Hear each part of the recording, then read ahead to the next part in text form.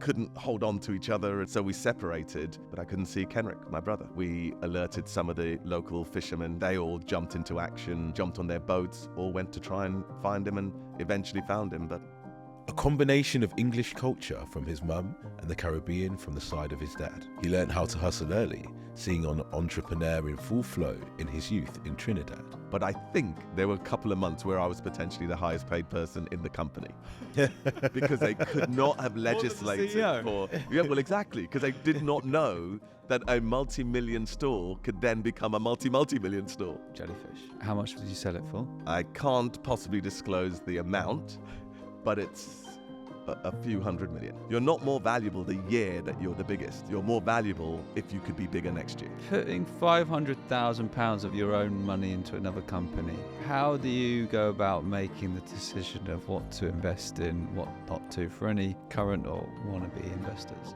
One of the first things I did was... Greetings, I'm Ashley Samuels Mackenzie. And I'm Charles Parkinson. And welcome to How I Became, where we unveil the unscripted journeys of inspirational figures. If you enjoy the show, could you do one thing? Subscribe. Wherever you are, just click the subscribe or follow button. That simple act can help us grow the podcast in a big way, and we need your support to do it. And if you really want to help play a part in our growth, rate us on Spotify or leave a review on Apple Podcasts. It would mean the world. Thank you. This episode is brought to you by Uber, shaping the future for consumers as they go anywhere and get anything. Advertising on Uber connects brands with hundreds of millions of people using Uber around the world in the moments that move them most. To learn more about what we can do for your brand, visit uber.com/advertising. Hi, I'm Rob Pierre, and this is how I became the co-founder and former CEO of Jellyfish. A combination of English culture from his mum and the Caribbean from the side of his dad. He learned how to hustle early, seeing an entrepreneur in full flow in his youth in Trinidad. In 2005, he launched an agency that could give clients answers to any wish. Perhaps he grew it with immortal properties, thus giving it the name of Jellyfish. What really is a challenge? The only surety is that life is full of ebbs and flows. He now spends his time giving back to more lives, enabling others to be able to grow. You may have heard parts of his story, but we'll share the full account here. Introducing founder of Jellyfish, Pro-Am, Impact X, Infinity, Inside Out, and Ember, Rob Pierre. Brilliant. Welcome. Very good.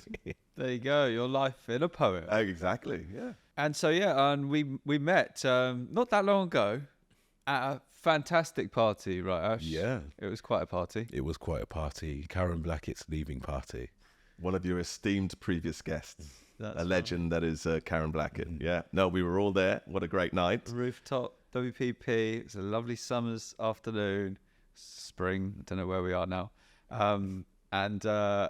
And someone introduced us. Well, yeah, luckily for me, Lisa Humphreys, big shout out to her. She said, oh, look, the guys from How I Became, they're here. They're in the building. They're in the building. And they said, I just think that if you're looking at podcasts, that's the one to be on. And I thought, oh, and then so she dragged me over and said, and introduced me, and look at that. Here I am today, a week later. Yeah, we got on our calendars there and then. Yeah. Bosh. Put Pretty it in. cool. Amazing. Yeah, so thanks to Lisa for that. And now we're going to share the story. Before that, we've got some quick fire questions we're going to do. We're starting with quick fire. We're starting with quick fire. Brilliant. So, what are your 3 favourite podcasts at the moment? Oh, that's easy. Of course, it starts with How I Became. Good choice. Thank Great you. choice. And I think I'll give Stephen Bartlett his shout out, so Diary of a CEO. Great podcast. Yeah, great podcast. And then The Science of Business, hosted by Hannah Previtt. Okay, we need to check that one out. Yeah, that's that one that's sounds it. great. I listen to How I Became every day though, so that's fine. 3 favourite restaurants to go with friends in London. Okay, is it a cheat to plug your own restaurant? No, we plugged How I Became. Why not? Very That wasn't the plan, but yes, go for your own. Okay, Ember on Pudding Lane, I will also go with Hakkasan. Love a late vibe in Hakkasan. Nice. And then Rocker, I think, is one that I like. So you will see a Pan-Asian theme. Okay. I'm looking for a Caribbean restaurant that I can frequent, but I haven't quite found one yet. Oh. Okay. What comes to mind? I've seen a few interesting more boutique ones. Jam Delish. Jam Delish, that one. Yeah. Jam Delish. Jam Delish. I mean, it is vegan. I could get past that. If you can get past that. Yeah. You try their chicken. They're like... What do they make it from then? I don't know. All right. I saw a video on YouTube of this guy dishing it out on the street outside the restaurant. And he didn't tell people it was vegan. They're like, how would you rate this chicken, fried chicken outside, out of 10? And people are like, 8, 9, da, da, da. And afterwards he was like, it's vegan. They're like, what? That's insane. The next day, a friend took me for dinner for my birthday, surprise place. It was Jam Delish, where I'd seen on the video yesterday. Just a coincidence. Coincidence. Crazy. Nuts, right? And I tried it. It's amazing. The food's fantastic. All right. North London, Angel, Islington. Okay. Give it a go. And yeah, next one. What's your favourite business books? Favorite business books, Tipping Point, Outliers, Malcolm Gladwell. Okay, yeah. Heard of it. 5 Dysfunctions of a Team, Patrick Lencioni. I would say they're the main ones, and I've actually incorporated those in the programs and the inductions and the way in which we operated at Jellyfish. But yeah, I would say those are the ones that stand out to me. How interesting. They sound great. What websites do you use when researching a company, when deciding whether to invest in them or not? You start with if available, like Companies House. So I use Due to get as much background information on the financials, the ownership, and the history of the company. So Due is what? It's just it's a platform that allows you to look at Companies House information, but in a structured format. Interesting. And so you can see all the owners, the shareholders, the directors, previous accounts, and it just consolidates and makes it very accessible. So duedeal.com, is that? Well, I think it's now there are a number of products because they bought a couple of companies, but you will find it definitely if you typed in Due. Yeah. Right. And as for research, I'd obviously go to their website. I would look at Glassdoor probably to get feedback on what the teams are actually saying about the company. Brilliant. I would also then look at the digital presence, so social channels. So I wouldn't say there's outside of those two, there's specific websites I'd go to, but I would just do broad research and try to get a feel. I'm very value-based. So if I get a feel for how the owners and the founders have run the company, what is the culture and the values of the business, how do people feel working there, and they rank pretty high in our due diligence process. Great. Love that. Great advice there. There's going to be great advice for anybody who's an investor or looking to be an investor one day. We're going to have a lot of that in here. Okay. We're also going to tell the story of how you co-founded a company and built it from scratch with a great team of people to 38 offices globally, 2,000 staff globally. Actually, 2,200 at its peak. 2,200 at its peak. You co-founded it in 2005. Correct. How much for did you sell it for? I can't possibly disclose the amount, but it's a few hundred million. Interesting. Okay. And it's and the reason I can say that is that it was public that the company was valued post the first acquisition by Fimelac. The value was 447 million at that point. And what I will say is that it was bigger, had more clients, more products, more offices. The 3 and a bit years later when we did the transaction with Brandtech. Brilliant. So I can leave it to the audience's imagination. There we go. So you know how to build a great business.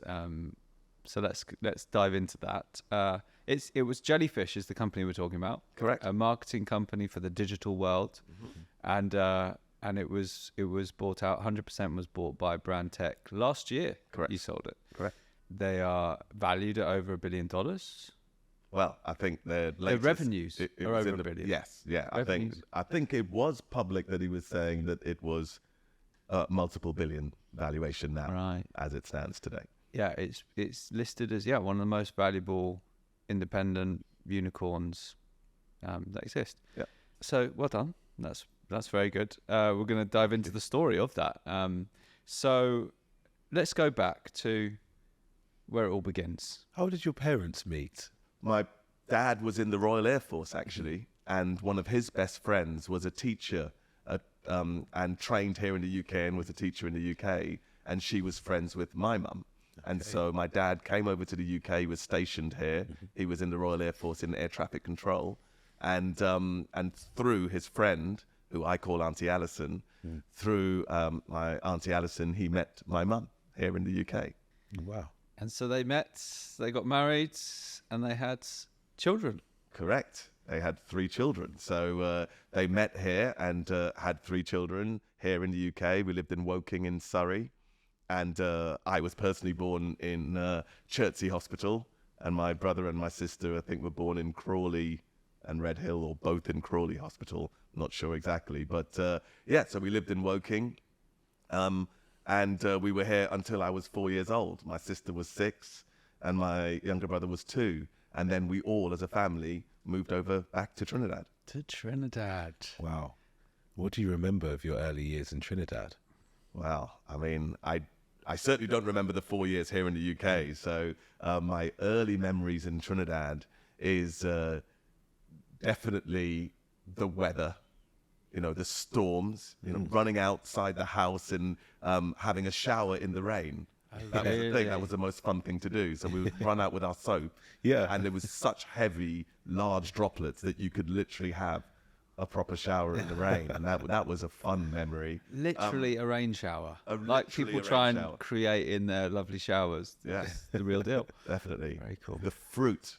Oh, I mean, it really, I suppose, it was the start of my love for fruit. And, fresh off the tree, I knew every single tree. I knew when it would, what seasons, when the fruit would be in season. And, the food, all the different inspirations and influences that were in Trinidad food, both Indian and the African influence. Loved the food. And then I remember, and I think this is quite relevant because I remember being around people in Trinidad. There was less, I suppose, legislation and process. And I think it was one big hustle. And so what I remember is everyone around making a living and having the flexibility to try businesses. Yeah. And so everyone was looking for where would the next hustle come from, where there's a demand, how they can actually pull together a proposition that can supply for that demand. And and I learned that. And I lived, in Belmont Valley Road, and on the corner where I lived was an exact example of a young entrepreneur, a young guy called Bernard Leakett. And I spent a lot of time around him and all of the businesses that he was setting up. And that's a big memory of mine. Can you list his businesses? Because this is, you described to this earlier, it's quite an eclectic mix of businesses. It was, yeah. So on these premises, he did window tinting. So he would, put the dark tints on windows. He did number plates. So, and again, in Trinidad, you can get away with lots of different colors and all the textured number plates, etc. Cool. He used to put the big stickers on cars and the bonnets, etc. He had car parts in a little shop. In the back of that premises, he had a video shop. Let's face it, they were all pirate videos, but he basically just had an entire video shop of pirate videos. He had an arcade. He bought lots of machines and he had an arcade. He even had tanks outside. Tanks. And he bred goldfish and sold goldfish. And he had a Chinese takeaway. And I've witnessed all of this. So good. So you were seeing how he was running all this empire. Yeah. And that was normal. That's, when you're young, when you see things, that's normal. That probably was normal entrepreneurship for you, which is fascinating now, given how many businesses you're involved in. Completely. From golf to investing to clothing to restaurants. Exactly. And I say, even within Jellyfish, I talk about on the subject of work from home and, you know, the undetected scent that you get with people. The whole animal kingdom works in that way. The energy that you feel. But most importantly, what I say, and I was saying at Jellyfish, is that if you remember correctly, you learnt to speak and you spoke a sentence in perfect grammar one day. You didn't have a lesson. You weren't taught. You one day maybe said, "Mummy, can you pass me that milk?" It's like a miracle that you can do that. And so it's about imitation and observation, and you're learning without knowing you're learning. So I don't know, you know, nature versus nurture. I don't know whether being around that environment, it became normal, and I was learning subconsciously. I didn't even know. Incredible. So it was a really interesting environment to be. And I mean, if I'm honest with myself, most of the time I was just hanging around so I can get some free tokens to play on the arcade. But, you know, he was smart enough not to keep giving me, otherwise he would never get rid of me. So, but I did hang around waiting. And again, so I was fascinated by how he was running all of these businesses. There you go. Okay, you're MBA as a kid in Trinidad. Correct. So we get onto a story that no one would wish to happen to them. To give some context, obviously Trinidad is an island surrounded by water. Correct. Did you spend a lot of time in the seas, in the water growing up? Were you inland? We were inland. So funnily enough, Trinidad isn't great for beaches. Trinidad isn't your perfect Caribbean paradise that people envisage.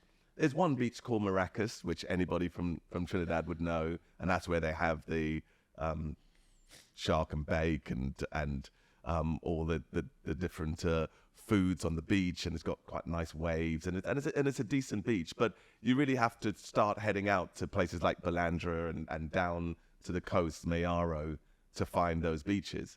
Tobago is really the island. So the country is Trinidad and Tobago. Yes. And the island of Tobago is probably more of the touristy beach. I see. Environment. Okay, and that's why you say Trinidad rather than Trinidad and Tobago, because I was in Trinidad. In Trinidad, I didn't know that. And Trinis, you don't really say Trinbago.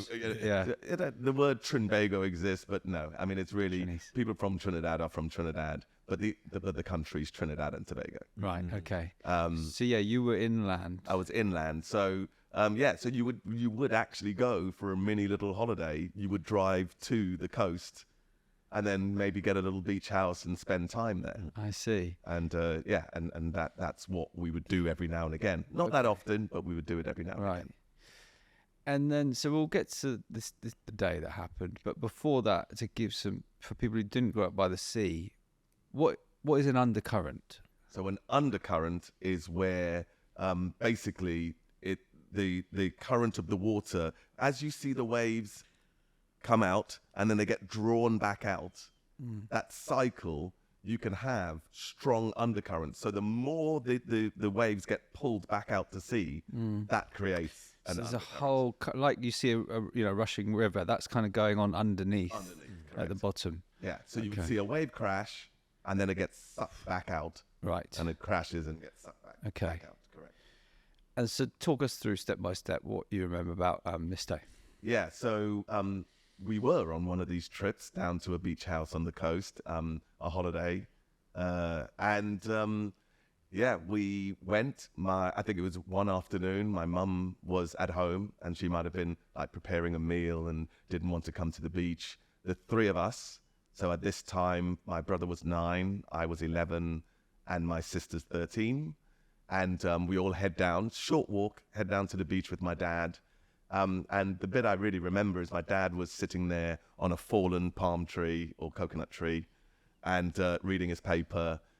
We were just in the water and jumping these waves. So they were only like waist height. As you do as kids, jumping around. Jumping up and down. Absolutely no threat because you're obviously at waist height. But of course, when the wave comes in, you jump and your feet aren't touching the sand. Yes. And so we did that a couple of times, and it just so happened one of those waves was a extra large wave. Do you remember that wave coming in? Do you remember seeing it and thinking, that's a big one? Not really. Maybe, but that not specifically. Yeah. And I think it's just big enough that you're your feet are off the ground long enough. I don't think it wasn't like a huge, like a tsunami type wave. It was just possibly slightly bigger to hold us off the sand a little bit longer. Yeah. And of course, we were up long enough that then the drawback out, the undercurrent, just whipped us out beyond where you could touch the sand. I see. And therefore we lost control of where we were. And then just the standard current started taking us out to sea. Right. And are you underwater all this time, or it's pulling you out? No, you've jumped. So you've jumped with the wave. The undercurrent has taken you out, and then you realize as you try to come back down, there's no sand. I see. And then so now you're in the water with nothing, no traction. Yeah. And so the standard current that was there then started drifting us even further out. I see. And so that's where it became a real challenge. And that's when we noticed that we were fighting the current and seeing that we were further away than we felt comfortable. But then we were getting further and further out. We couldn't swim against the current. And and that's when, I mean, we were reasonable swimmers, but not strong swimmers. In the end, I was in the Sea Scouts and became a qualified lifeguard post this experience, but we weren't at that time very strong swimmers. So you're there, just all of you are trying to Clambering all over each other, trying to figure out, panicking, and just couldn't touch water, couldn't seem to swim long enough or hard enough to get back to the coast. Get any closer to Yeah. the shore. And then so started getting more and more tired.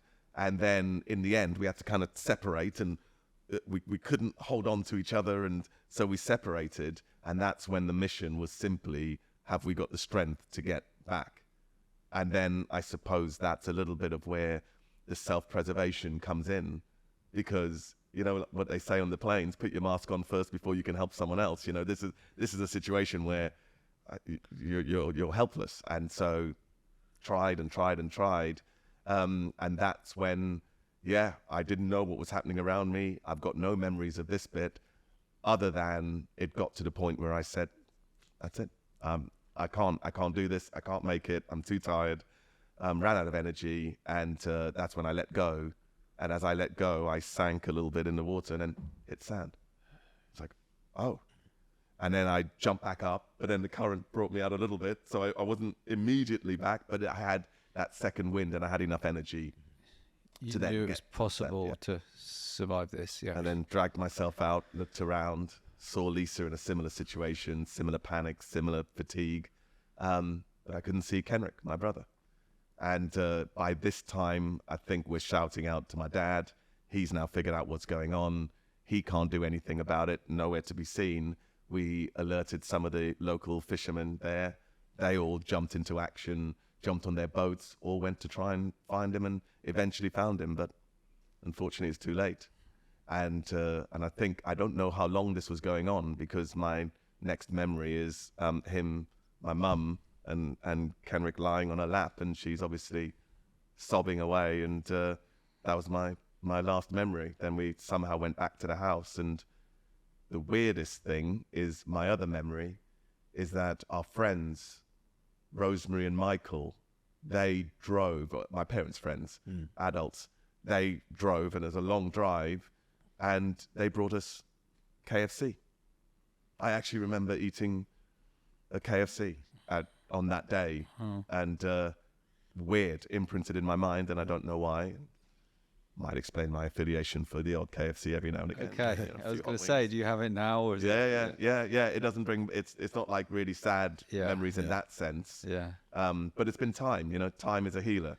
And again, stretching the analogy of being in the sea, but even your emotions and your sadness and your bereavement and everything. That at early days, I do use the analogy of waves crashing on the sea, because what happens in the early days. And that feeling in the pit of your stomach, the waves are very heavy, they crash heavy, and they're very frequent in the early days. This is your emotion and grief. Emotional waves, and they hit really hard and very frequent. And over time, they become they crash less heavy, they're less frequent, and eventually you get to a place where you can have tranquil waters, you can see the horizon, you start to have the fond memories, and you just think about your privilege and just being here, to be able to continue, try to think that you could do things in his name and as a legacy.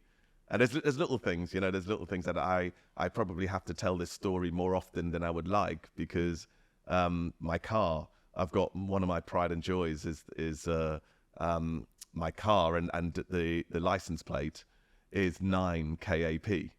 And of course, I have some, in the early days, I'd have friends joke, or people who meet me and go, Rob, you can get your, you can't even afford your own initials on your private plate. Why did you bother getting one? I say, oh, no, that's a little tribute to my brother. Unfortunately, he died when he was 9, and his name was Kenrick Anthony Pierre. You could just see them want to crawl in a hole and die. And I say, come on, no. I mean, it's my fault. I've put the plate on there. I should expect to have to talk about it. And I'm happy to talk about it. As you can see, I think it's a big pivotal part in my life.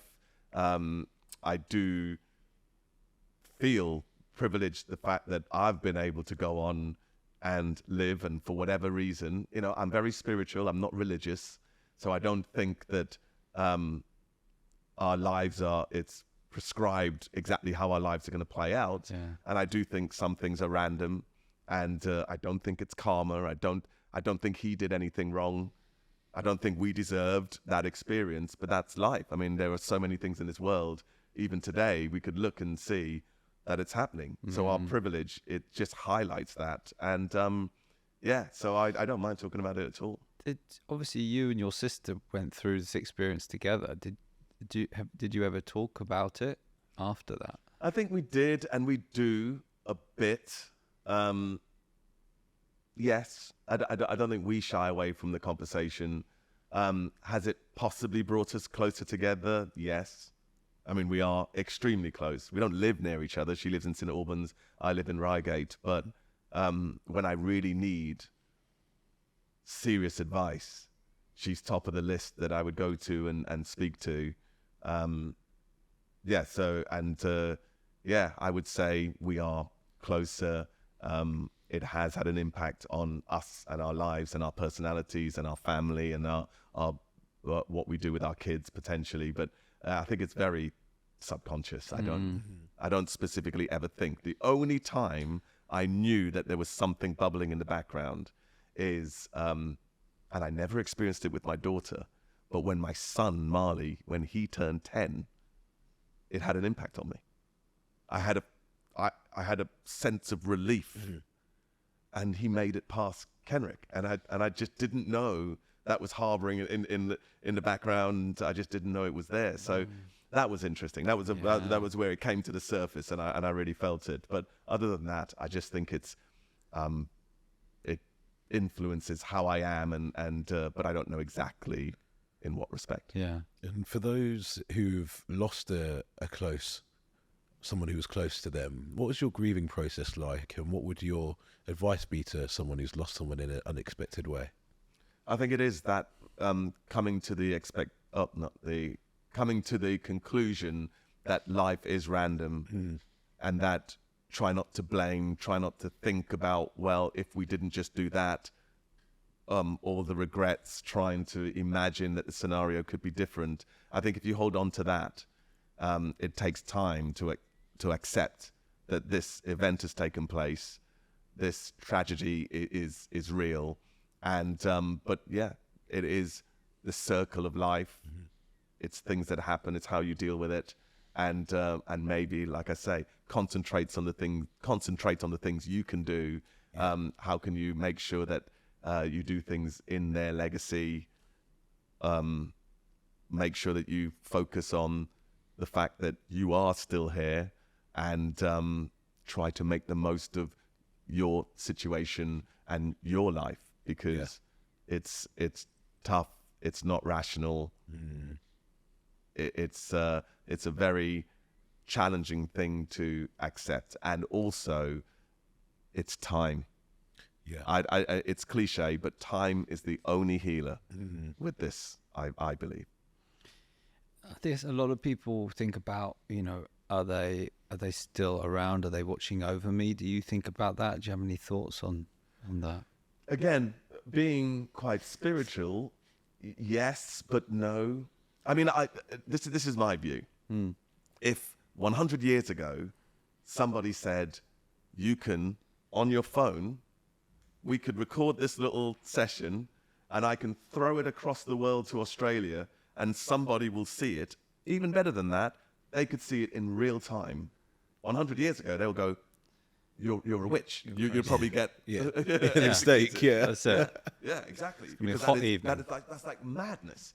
However, they obviously didn't know that you could have processing power in a small unit like that can then send a signal to a satellite, and a satellite can send that signal to another one of those devices and have this thing linking in real time.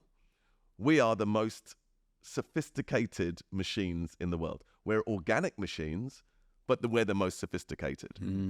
And okay, it's not a satellite, but who's to say we can't send stuff? Who's to say that's not what people mean is a soul, or your DNA signature that goes through things in bodies? And I don't know. I just haven't got a closed mind on this. So yeah, possibly there's an energy. Possibly he's been able to transfer something and he is somewhere, and I don't know. Yeah. It's the same with my grandpa. Same with my gran, and I lost my dad October 2022, and but I'm prepared for that. Yeah. I'm ready, and I just I have to take it in my stride, and just like I say, understand that time will be the healer, and that you just got to be your best self as a legacy to these people that didn't have the chance or no longer have the chance to live on this earth. I see. Your mother obviously wasn't there at the time. How did she handle it, and the relationship with your father who was there? Yeah, she cried a lot. I mean, I just walked past the room and heard her. She cried a lot. It couldn't. I don't know the exact reasons. They were very good about keeping their challenging dynamic away from us, Lisa and myself, as their kids. Even to the point where when we moved back to the UK when I was 14 years old, so they split and we came to the UK, but they basically told us that we have British passports. We've been through the education system in Trinidad, which is intense. It's all about education in the Caribbean. And then we were told we were coming back here so that we can be in secondary school and then go on to do university here in the UK. I see. And so we weren't even told that they were splitting up at that point. Wow. And they said, "Oh, Dad is he's gonna look after the affairs and maybe sell the house and clear up all of the administration, and then he'll be over in a few weeks or months." And we were like, a few months go by. In a few months. Where's Dad? Where's Dad coming? Yeah. And then eventually, obviously, we're settled, and they totally sort of diluted the impact. Because, I mean, a lot of people would say their parents splitting is a good enough reason to go off the rails and to be upset with life. Totally, to be a victim and to be very frustrated. I'm not saying for 1 second everyone's circumstances and how they deal with things is different. And so I don't want to compare myself with anyone else.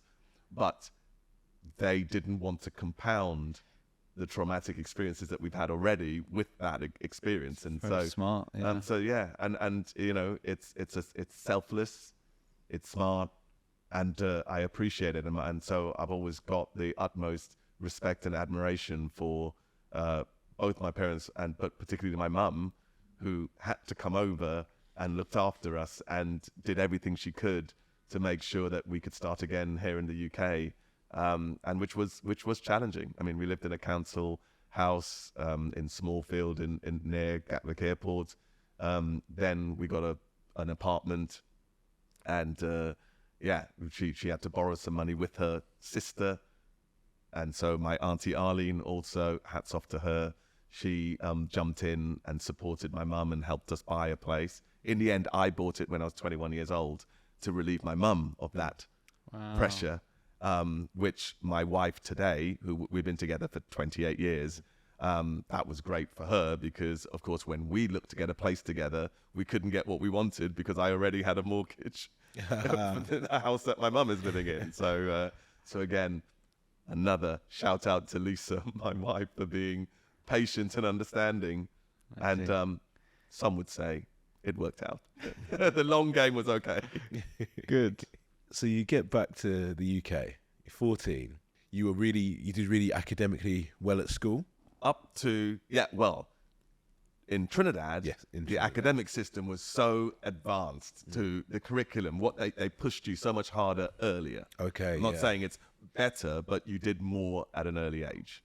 Yeah, by the time I came to the UK, in the early years, so year 3, year 4, possibly even my GCSEs, I could leverage the fact that I was ahead and I was doing things that I'd already done, and therefore I was acing my tests and doing extremely well and very comfortable. That came back to bite me, but that complacency can't last forever. I wouldn't say I'm exceptionally smart, so I was probably believing my own hype and thinking I was because I was doing so well in the exams with very little effort. But so I did well up to a point, but it all came to a head in my A-levels. Well, let's talk about IBM.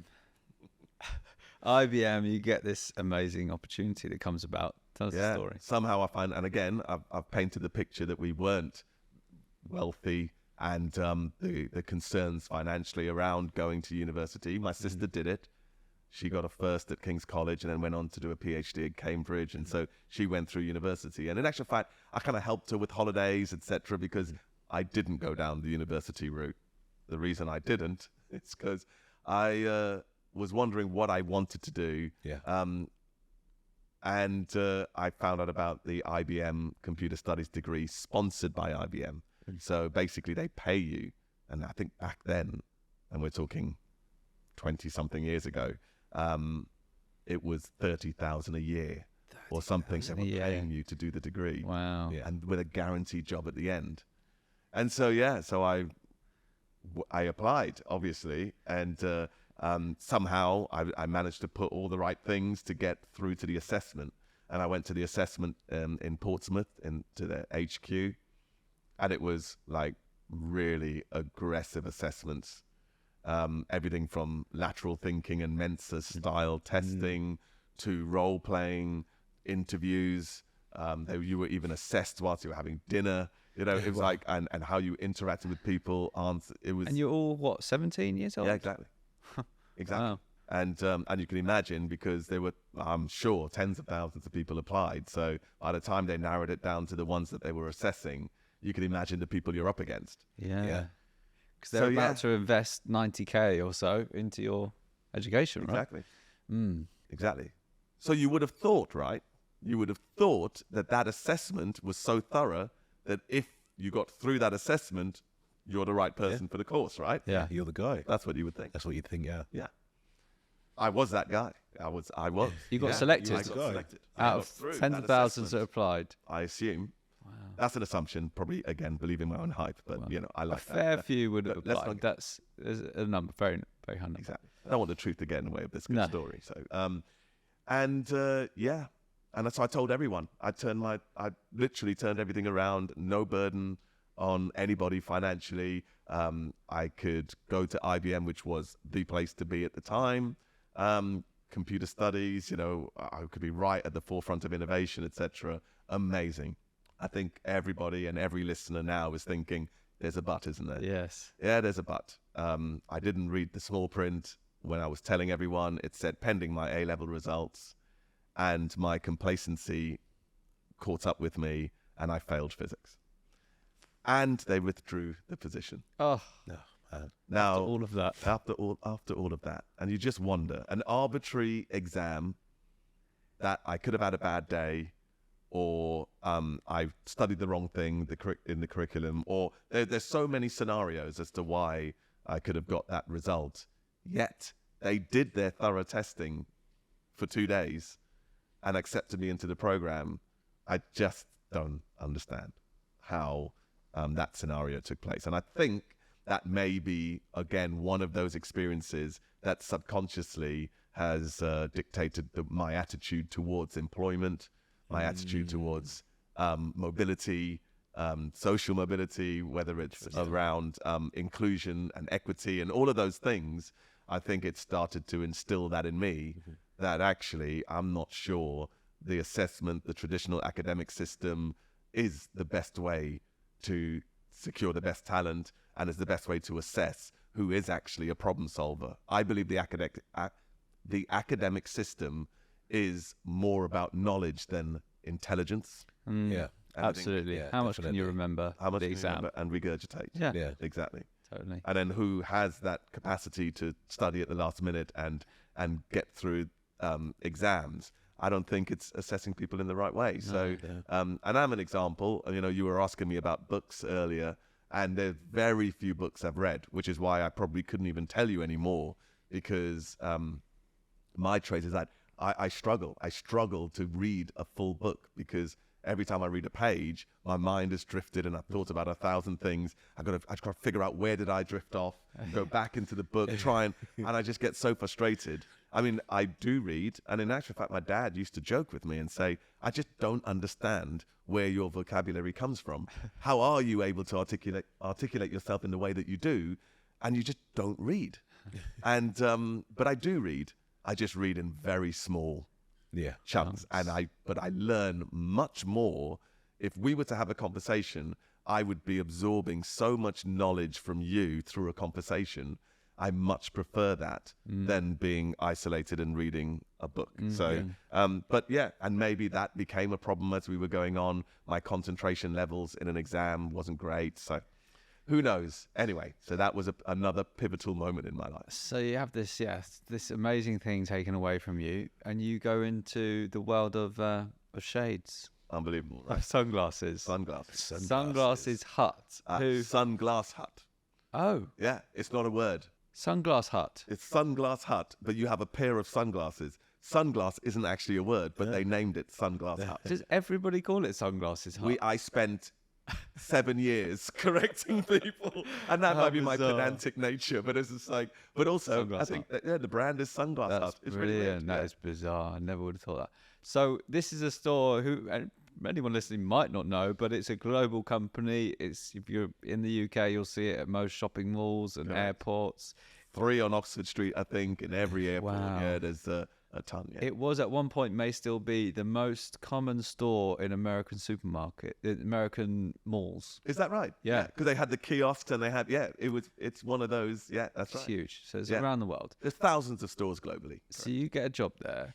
What on earth do you do that means someone from head office or something has to come down to your store in Gatwick Airport and try and get this subordinate manager into line?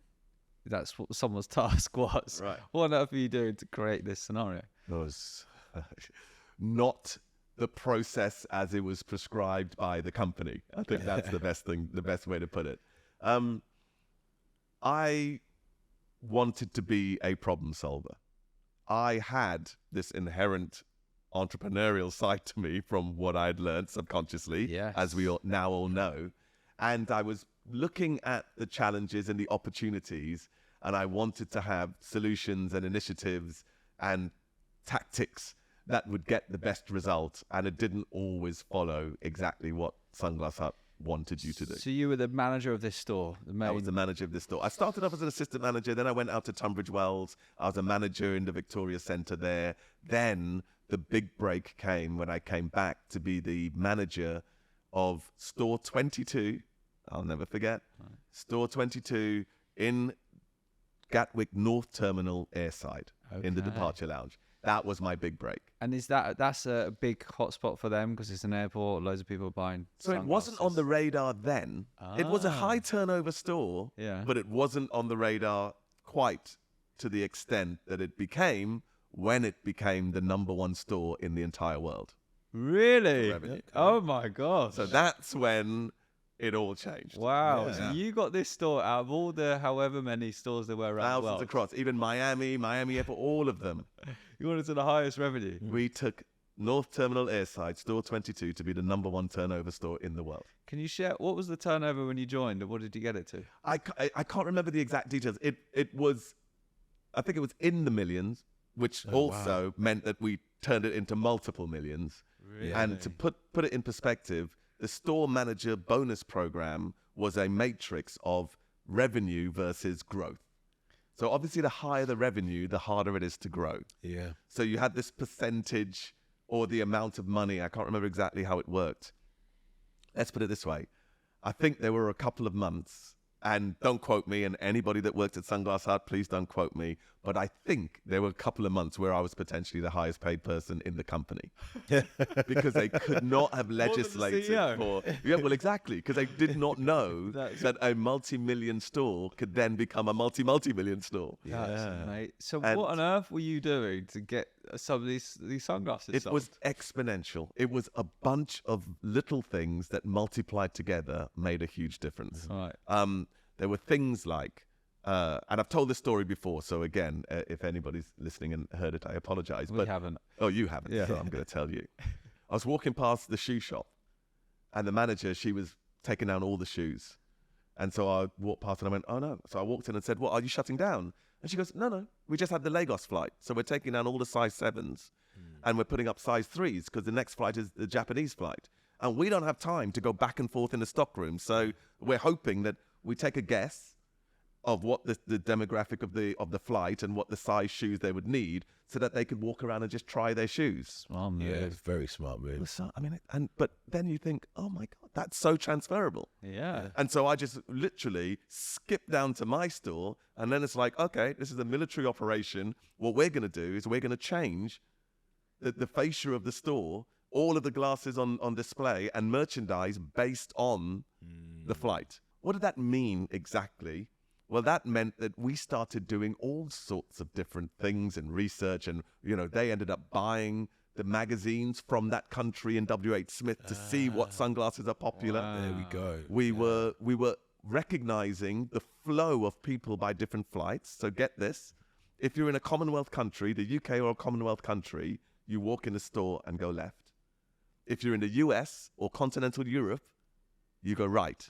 Is that because of the car? Car.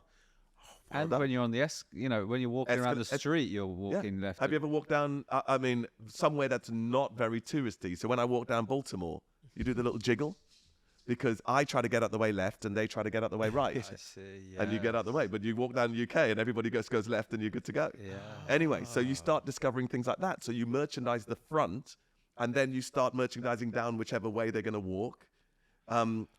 What else happens? Between flights, you got that lull.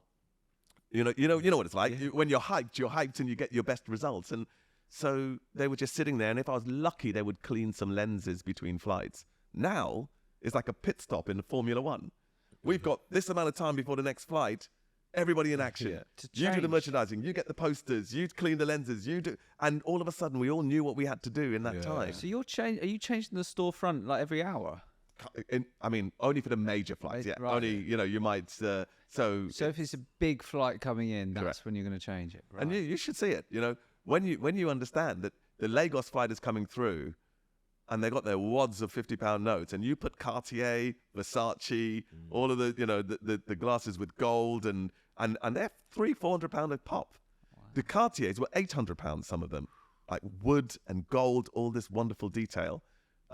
Suddenly, we took our average transaction value from £70 to like £200. Yeah. And, you've got staff who are motivated, who want to see the fruits of their labor. So they're going to support and try and sell more because they've just merchandised the store for that flight.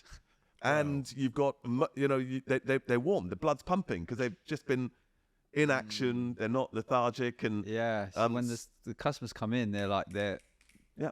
And then, as an example, that then meant we were a 300,000 square foot store with only a certain amount of space. So as you can imagine, we started running out. So the more people, because we merchandised the store in a certain way, we were getting across the lease line, as we described it, into the store, we were selling out. So another thing, this is what I mean about problem solving. So you could quite easily say to yourself, oh, we've got no more space to put more glasses, so there's nothing we can do about this. That's not true. Because the problem we had is that we had like 2 of each style. So if you sold 2, That's it. They're gone. And therefore, you can't replenish with anything else, and or then you're doubling up on your glasses, etc. And then you're possibly selling out of your bestsellers. But that's the clue, isn't it? You're selling out of your bestsellers. So why don't we put all of our bestsellers at eye level? And why don't we start buying into the store 10 of your bestsellers, and all the others just give the perception of choice, but you're putting all of your bestsellers, everybody's buying them, you know you've got deep stock in the drawers of those bestsellers, instead of 2 of each taking up room in the store. Because so you couldn't just say, well, let's get 10 of our bestsellers and have 2 of everything else. You haven't got space for that. Correct. So you've got to reduce the less. I see. So reduce 80% of the stock. Wow. Pareto's law comes in again. 80% of your sales come from 20% of your merchandise. If you could then run your store to that theory, you're not running out. So there's another thing. So multiply that by more people. You're not running out anymore. Your average transaction has gone up because you're actually advocating the glasses that are premium. Then the list goes on. Then you start looking at the people in the store. How do you encourage and excite people to sell? We were playing games. You know, one of the games in the more quiet times, because when you're busy, you're just busy. But in the quiet times, we'd give people a word. So you've got to talk to a customer long enough to legitimately get this word into your, be like banana. And so they would say, like, okay, you've got to use banana every time you sell. And then one guy, I mean, I heard it was genius. He would get a customer and he would bring 3 glasses and he goes, okay, so these 3 pairs of sunglasses, and he will go, right, that one, they're all around the same price. That one, if you want to be unique, it's not that one. That's like your strawberry milkshake. Oh, Loads of people have that one. This one, not so much. A bit divisive. So, yeah, that's your chocolate milkshake. That one, if you want to be different, this is like your banana milkshake. Oh, genius. Genius. That's great. Yeah, love it. But it meant that they were having really good interactions with customers and then building that relationship. Then we looked at how you sold accessories with your items, and the list went on. So it's all of these initiatives, all multiplied together, created this storm. Why are you now not the CEO of Sunglass Hut? I think you should. I think you should. How did that path not continue? So this lady came. Yeah, so there was one, she came down and she was an area manager, and her mandate was, well, this is all so her mandate was to get rid of this guy that isn't following the processes. Oh, but she saw the potential. I see. So speaking to me, she understood that my intent and my ambition, and, you know, I wasn't intentionally being disruptive. I was trying to put things in place for the greater good and the performance of the store and the team, etc. And then so she learnt that pretty quickly. And I can't remember exactly what was triggering this reaction in HQ, but she came, she supported me. Her name was Wendy Spinks, never forget. And she believed in me. And in the end, that's when we got this store, and it was probably under her as the area manager at the time. Wow. But then I became area manager, district manager, regional manager, then head of sales and operations for Europe. So I was pretty much, other than a guy, Derek Pickering, he was the FD at the time, and he became the CEO of Europe. Okay. But it was obviously a finance driven, so I was his sales, operations, team management, etc. So I often say I headed up Europe at the age of 27, 28, but technically, and especially now that I've owned a business, you know, technically, obviously, I didn't have the full accountability and wasn't. But I did get to a certain stage. But then the president of Sunglass Hut left to go and work for a company called Sanity, which is an Australian. He was Australian, the global CEO, and then he went to work for a company, and he asked me to come along to be the MD of Europe for Sanity, which was a music store that bought Our Price here in the UK. Our Price. Do you remember Our Price? Oh, that is a blast from the past. Yeah, small square footage music outlets. Right. And of course, our skills are in small square footage retail. Yeah. He went there, brought me over, but then they sent their chief operating officer from Australia over. And I found myself in a situation I didn't have the autonomy and the full accountability to run this region, they sent over this person. So I lasted 6 months and thought, this is not for me. So that's how I got out of Sunglass Hut. But then I went straight to work for an entrepreneur down in Southampton, a guy called Martin Mansbridge. Oh. And that's when I, again, started learning the hustle side of life. What was his business? So motorcycle accessories, but the reason I went to work with him, he had a chain of mobile phone accessories called Mobile Style. And if you remember, in those days, it was a Nokia 3310. And so he had the license for all of those phone covers that you used to see. So, you know, when it was Jack Daniels, Budweiser, Cadbury, Union Jack. Union Jack. So the Union Jack, obviously, you don't need a license, but he had the license because that was a category none of those brands ever they didn't think thought about. it. Yeah. It was a brand new category. And so he swept up all the licenses, produced it in China, and then had retail outlets all over the UK. And so I went to help him with that. But then I ended up helping him with his manufacturing business. And then I helped him with his motorcycle accessory business as well. And So there's a bit of a theme here of you finding another kind of serial entrepreneur. Yeah, exactly. Yeah. So we're in the early 2000s here. And Jellyfish was started in 2005. Correct. So we're close to that starting. We're very close to that. We've got a story to tell before that. 1997. Do you remember the first time you met Lisa?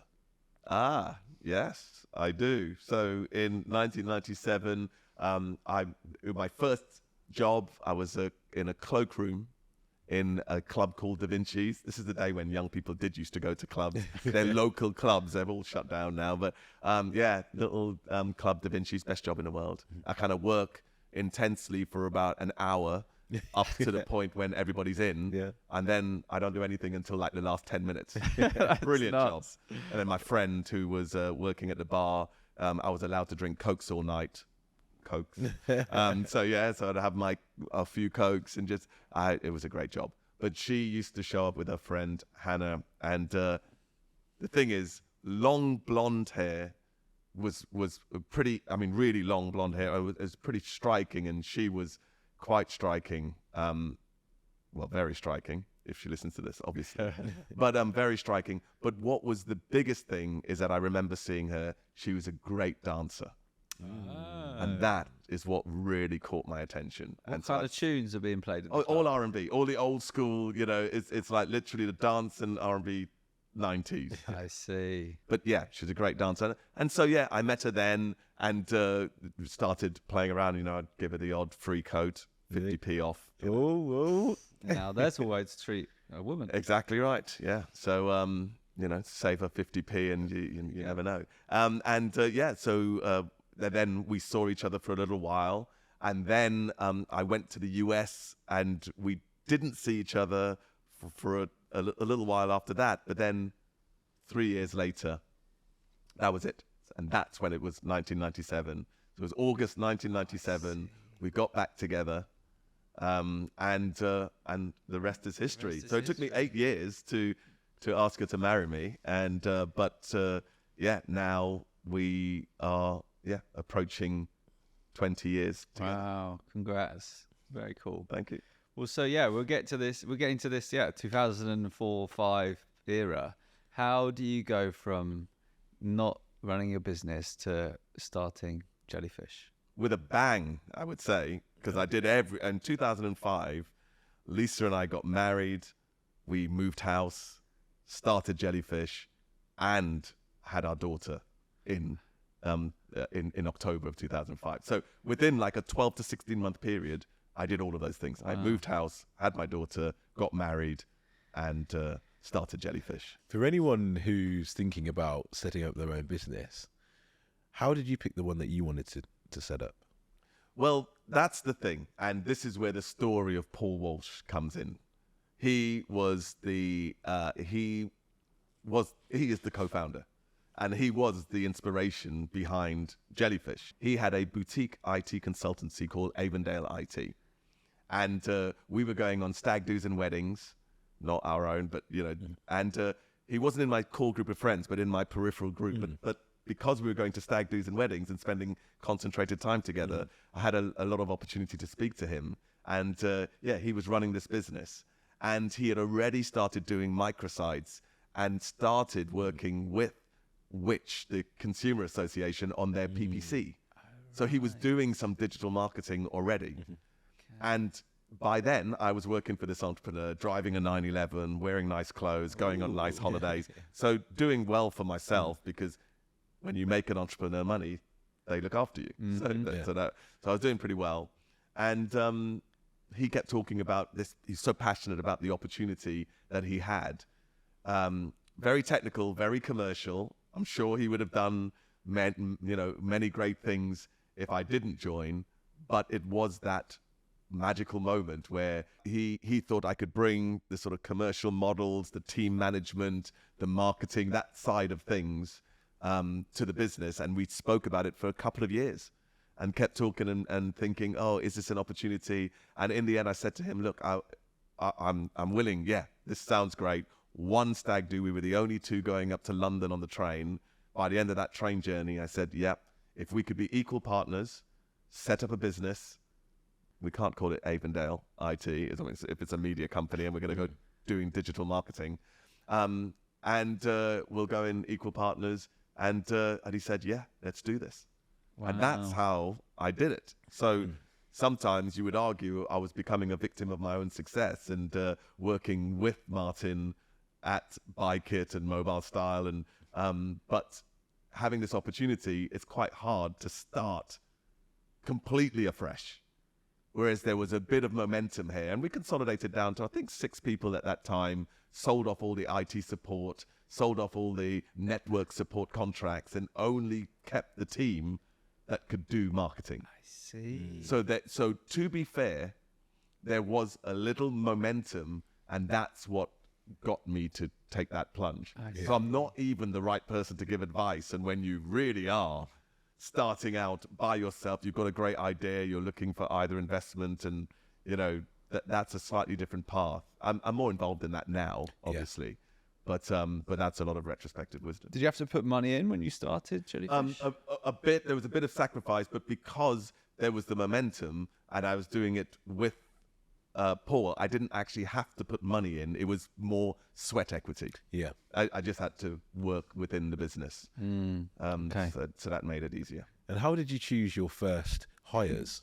Well, one of them, a really key hire, was Chris Lee, and he happened to be Paul's stepbrother. And he came in as our CFO very early on, and he had a lot of experience. He was actually the CFO for a listed business, and been through acquisitions, etc. So we probably got him a lot earlier than we would normally get somebody at the stage of our business.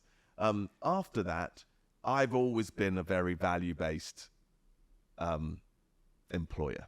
So I look for traits, I look for values, I look for aptitude, I look for problem solving, and I suppose the process was always around that.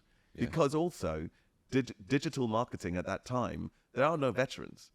No. So the good thing is that when you're not doing experience-based recruiting, that's to your benefit, and that's, it doesn't matter now. Now I still adhere to that concept, which is it should be traits and capabilities, not experience. That you hire, and the fact that in digital marketing, everybody, it's more about we're going to learn together, we're going to create the processes, we're going to learn which platforms are now available, and we were growing with the industry. I mean, that's the advice I would give. Even if it's a huge industry, why ever go in a stagnant or declining market? If you are going to start a business, please. Why would you start a magazine company today, for example? Correct. And that might be your field, and you might have a great idea for a magazine, but ultimately, you are jumping into a declining market, and that's going to make it much harder. And so we were swimming with the tide. We had the momentum. There were a few other things that we did along the way that I think were the secrets to our success. But that was it. So that's how it all started. So you had this great CFO very early on. Is that something you'd advise someone starting a company? At what stage do you get a finance person in, a finance director or a CFO? Is that something you recommend to people, like get in early? And yes, I use the analogy of the JPEG versus the vector image all the time. So if whatever you're doing, if you create a vector image, which means that as it scales, it doesn't lose its integrity and quality. Mm-hmm. And because a JPEG, a small business could look fantastic, as can a small JPEG. But the minute you start scaling it, it distorts, pixelates, loses its integrity. So as much as if you can afford or convince people through options or whatever, I would make sure that you're always thinking every step of the way, the infrastructure that I'm building, the processes that I'm building, the technology that I'm putting into place, can this then scale? And what would this look like if we were 100 people, 500 people, 1,000 people, or you were not just the UK, you were global? Constantly thinking, make sure that that's in place at the beginning. And if I'm hearing that, okay, right, I need to think about how this can scale. What are you, what kind of questions do you have to ask yourself then? Like, what are you looking at to give you those answers, the answer that, yes, this could scale? What do you need to kind of have in place? Systemization.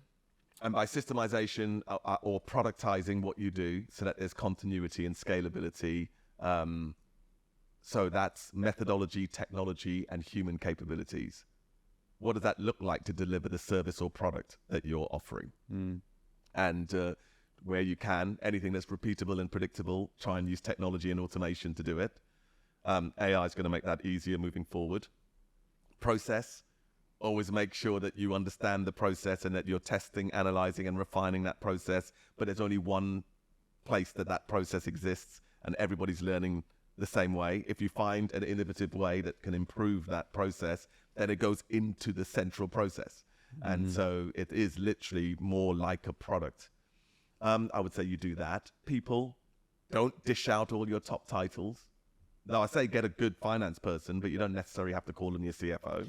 What would you call them? Finance director, finance manager? Or just Mr. Finance. Mr. Finance, if you have to. The main point, but definitely, I think CFO and head of finance could be a challenge, because as you just got to make sure either you've got somebody that you know with the vector mentality that can be the CFO when we're 2,000 people, but often people get the best person they can. Because you won't always get, without the right options or opportunity or relationship, you may not get somebody when you're 6 people. They career CFOs, you might not be able to afford them, or sometimes it's not all about the money.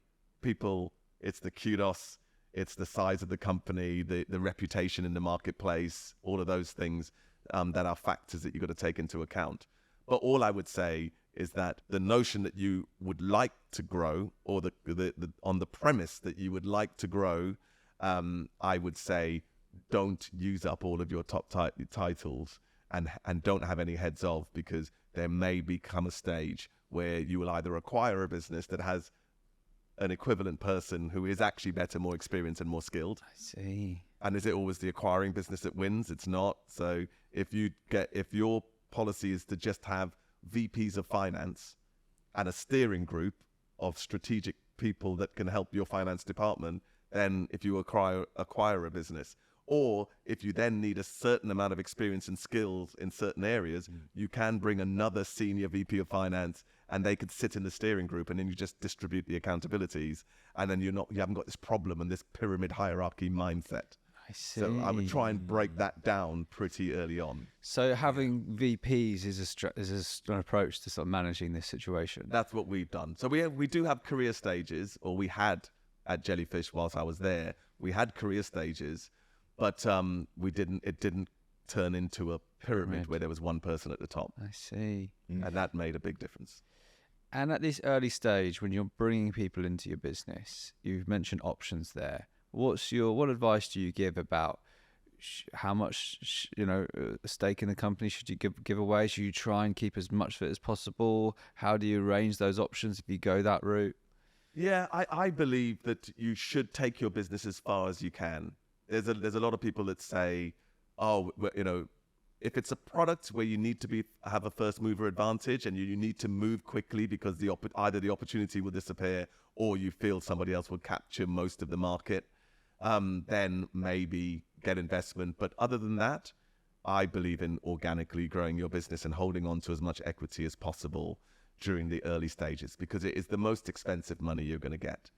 And in the investment world, and I'm kind of in there trying to promote myself to an investor, but that's pretty tricky because I'm just not experienced, knowledgeable, or good enough to do that. But I am investing.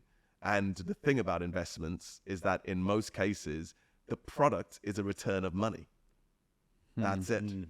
That is what investments are. They don't have the same passion, and they're not on the same mission that you are as a founder and an owner of the business that thought about this gap in the market and this area of opportunity. And in actual fact, sometimes, you know, investors want to know pretty quickly, are you in my 75% that I'm going to write off, or are you in my 5% that's going to be my 10x? They're not really that bothered about the 20 that sit in the middle. That might be a good business, but, you know, maybe double your money or be a good lifestyle business or just be okay. They're not interested in that. They want to know as quickly as possible, am I just going to write you off, or are you going to be in my 5%?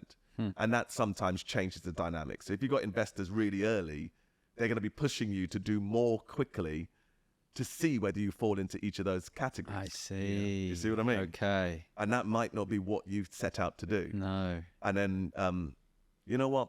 In Rob's Island, where I am king, you would have an index on businesses based on either values or process or lack of attrition, not, you know, thinking about the people and their families and all of those, and being a good business, whether that's supporting social offsetting, supporting your communities, supporting the planet, all of those things.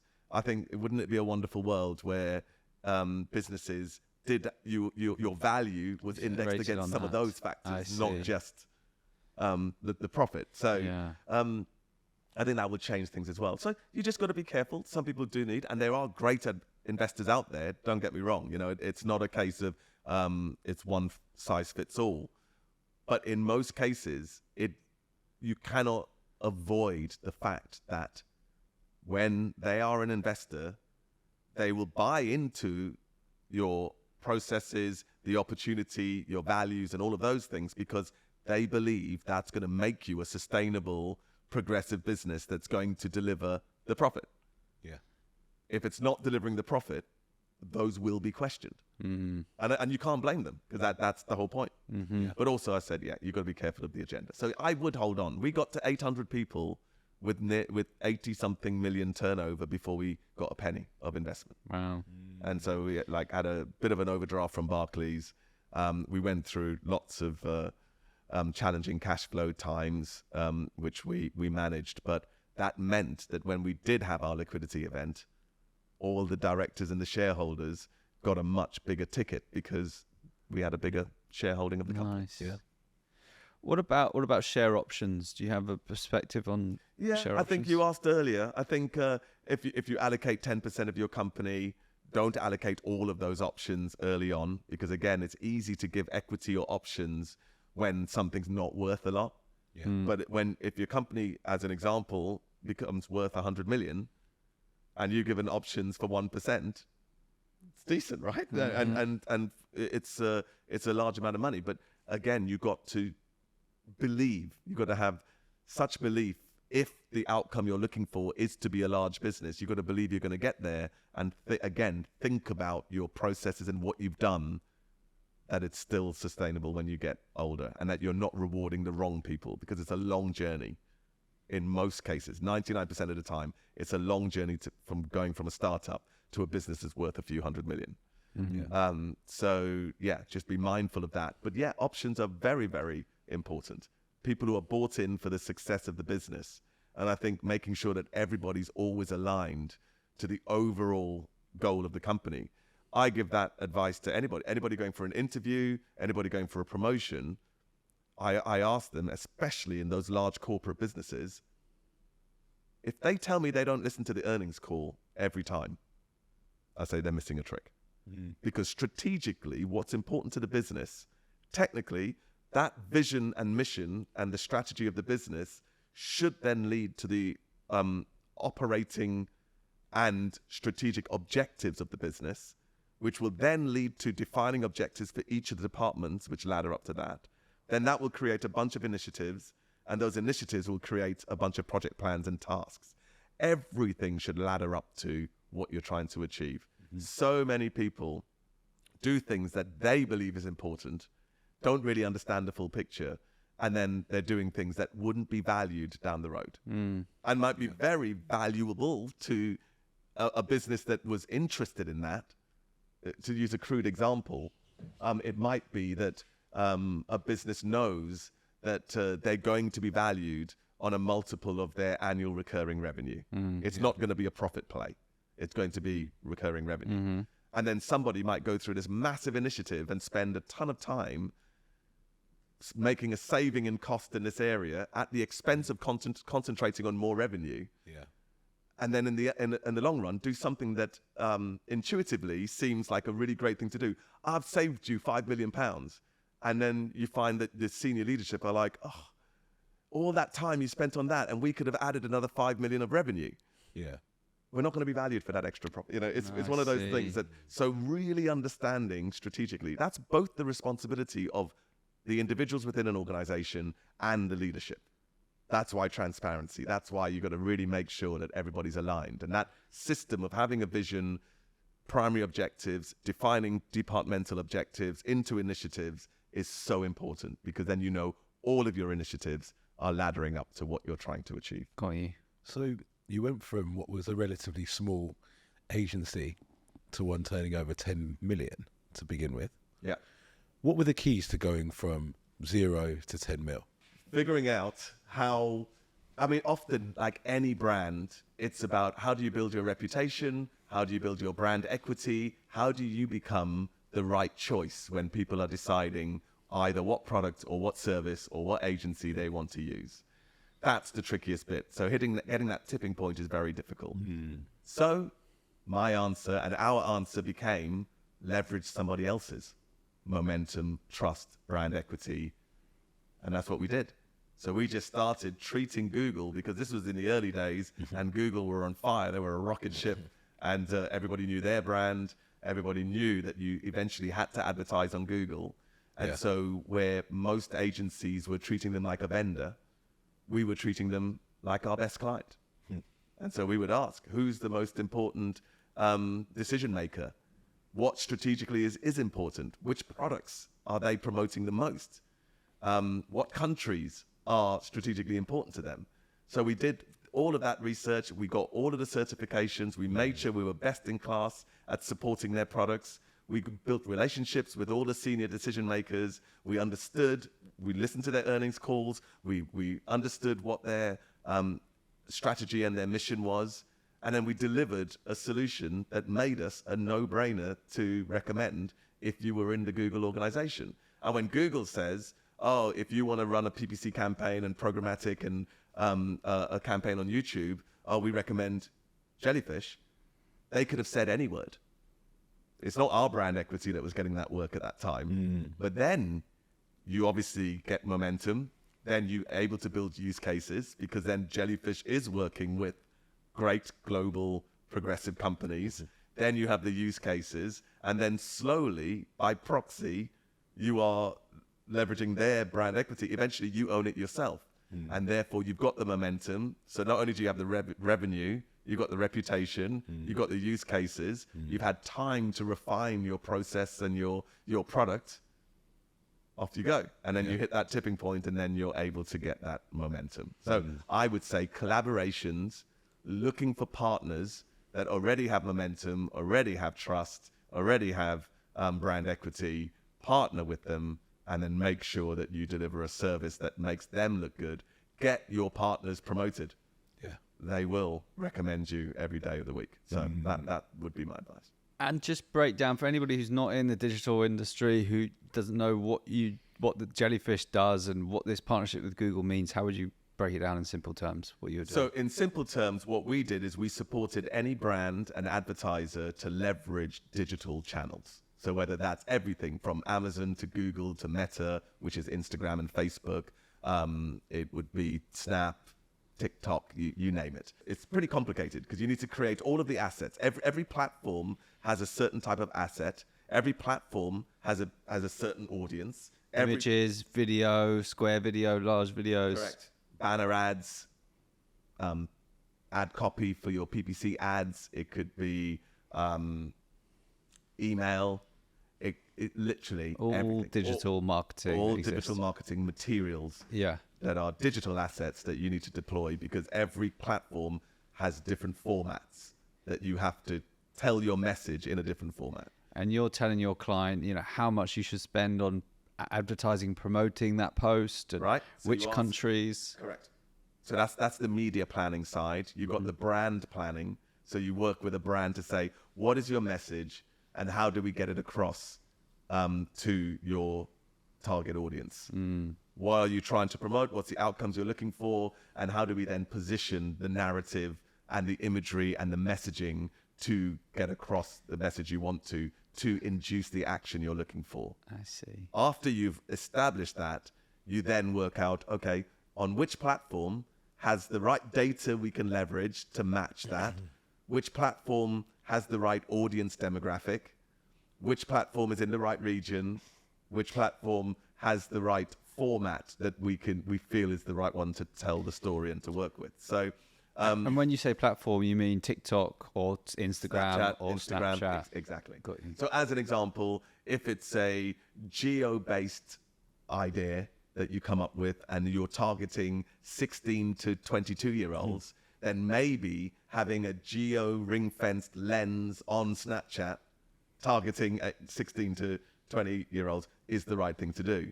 If you feel that you need to have a long form video to tell your story, then you might be thinking, okay, YouTube, or you might be able to dissect that into smaller segments, and then you can have it as pre-rolls on YouTube, or you can have it in reels on Instagram. It really just depends on who you're targeting, why you're targeting them, and how you're going to deliver that message. And this idea of treating your partners like their clients, you were giving Google money. You were giving Google your clients money, saying, we're going to promote this video on YouTube. Correct. And here and here. Then Google aren't giving you money. No, not in that case. In that case. Eventually, Google became a client. And we were running Google's marketing, social marketing, and we did training. We trained Googlers, and we also were supporting them when they wanted to train clients. And so eventually Google became a client. But at that time, no, they were normally fighting with the networks to even get above the line budget, which is like television, out of home. Their job was to get budget on their platform. So they very much were selling to us. So technically, we were the client. Yeah, but you treated them like the client. We treated them like the client. And it really worked out. It really worked. So yeah, I think we were the first to send a bunch of hampers to all of our key people in Google at Christmas. And it landed on their desk. And they're normally sending the hampers to try and romance all of the media planners and the strategists to get the budget. Yeah. And suddenly we were sending them hampers and asking if they wanted to go for lunch, and we would take them for lunch or whatever. And yeah, that had a dramatic impact. Which is why, when Google, a client of theirs is asking who should we work with for our digital marketing. Who's the guy that sent us hampers? Yeah. Jellyfish. Right. And you're very good at what you do, obviously. Exactly. Well, I mean, that was the key. Yeah. It's not sustainable, like everything. No. You want to get the opportunities and you want to win the opportunities, but if you don't deliver a good, sustainable product, your reputation will be trashed pretty early, especially in digital. I mean, the feedback loop is so quick. It's not like you do a television campaign or an out of home and then you've got to wait to get all the stats. I mean, the minute you set a digital campaign live, you're getting feedback on its success. So yeah, you got to be good. How did you, so when you're, the company's growing now, I don't know can you chart out the revenue up to a certain point of how quickly you were growing? I would say it was growing steadily, and we were stuck on about the 4 or 5 million for 2 or 3 years. That was hard to break through. And how did you break through? Through this approach? Or? I think through this approach, yeah. And then we started to get bigger budgets, and then you start landing a couple big budgets, because it's one of those catch-22s. you don't get the work if you can't demonstrate you've done the work. And you think, well, how is this ever going to work? And so in the end, one of our big opportunities came, actually, one of the people, Dan, he was the maternity leave at Which, the Consumer Association, which was a big client of ours. And then he moved to Skype. This is before he got bought by Microsoft, eBay, then Microsoft, or I can't remember, but Microsoft. It was before that. And we were running their global, in the end, we were running their global digital marketing. And that gave us a lot of kudos as well. So we that's when we started the Jellyfish Academy program, and we got young graduates, native graduates who were studying in London, and got them to work for us, and created like 15 paid search specialists. So like, and I even today, I remember most of their names. We had like Luis from Brazil, we had Reiko from Japan, Tua from China, we had Pablo from Spain, Elodie from France, trying to think of the other countries that we had, but I mean those are real names for people that were our first group, and they created this academy, and then we were running their global, so we could do all of the translation. We were running the campaigns really authentically. They understood the culture because they lived there right up to when they came and studied in the UK, and then running a big global multi-million project helped us get more. But we only got that project because we did great work at Which, and the person who was running it for a year ended up landing a job over there. We got a chance to pitch, and we won the pitch. So, it's these little moments that also make a difference. Yeah, you've got to create your opportunities. The opportunities will be presented where you can make that leap, get that bigger budget. Yeah. And then you've got to make it happen. Exactly. So that was a pivotal moment. And then you start getting into the 10 million. And then when you're at that point, you've got not only just having business creates business, having conversations with your partners, having the budget to run events. We used to run digital journeys, which is 100 people would come, and we'd have a whole day and get all the different platforms to come and have their best speakers, and it became a well-known event. And then you're just able to do more. I see. So you're inviting partners and clients to speak at your events. Yeah, and so every now and again you do a client will do a use case, but ultimately it was all of our clients and potential clients wanted that intimate time with Google, Facebook, even IBM. Oh, IBM came back. They came back. IBM came back on the loop. And in this Digital Journeys event, we'd have like Dave Copland from Microsoft, and he was a fantastic speaker and would come back every year. Jeremy Waite from IBM, he was fantastic. And so we had these great supporters, and they would draw a crowd. And again, like everything, our collaboration and our association with individuals like that made a big difference. I had, in actual fact, one person that's gone on the entire journey with us, and I call him like the founding member of Digital Journeys, is Matt Bush from Google. And we've gone on that journey together, and he did the first one and came back every single year. And he was being promoted and was becoming more and more senior and was more of a draw every year that went by. So yeah, we had some terrific support. Brilliant. I love that. So between 10 and 100 million, what did you have to spend money on to grow? For us, I was very much into the work environment, because I looked at what our wage bill was, the cost of attrition, onboarding. And so what looks like an expensive environment is worth every penny. I see. Then COVID hits, but we won't go into that. That was traumatic. But yeah, because I believed that, like I think I was saying earlier, that there's this undetectable scent, there's an undetectable energy. I think that people together creates great things. And I don't believe that could be done remotely. And also an environment where people wanted to hang out and stay and be around, I thought was very, very important. Yeah. So from a very early stage, we had quite high profile office locations for our size, which also made us look and feel like we're punching above our weight. Yeah. At what point did you decide this is the place we're going to have our office? Well, there was one moment, and I think on my LinkedIn profile there's a little video, because I did it with the Shard. we had multiple offices, and every time we tried to get the best we could in every country that we were. Probably one time we were in Reigate and in Brighton, and we were waiting to have our London presence. And I was getting the train from Reigate up to London, coming into London Bridge, and one day I was with my CFO, and I just said to him, See that big building over there? That big tall building, that when you say where your office is, you only have to say 2 words. That's where we're going. And I don't think necessarily for your audience I could use exactly what he said, but it ended in off. And he said, come on, Rob, can we not just ease into this? And I went, no, this is it. So we'll get the timing right. And then in the end, we had to pitch to get in there. Really? And we weren't big enough.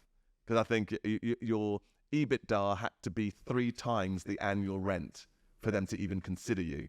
And we were still growing at that point. Right. And so I had to go in and pitch like I was trying to win a client so that we can spend an inordinate amount of money on their premises. And for anybody who doesn't know, who's not in the UK, the Shard we're talking about is the Shard. It's the tallest building in Europe. It was in Europe. I don't know whether it is at anymore. Some point anyway. But it's just iconic. It's just the way it looks, the way it feels. It's so accessible. And like I say, you just say you're in the Shard, and they were very selective. So there aren't a bunch of other agencies in there. We were the first to get in there.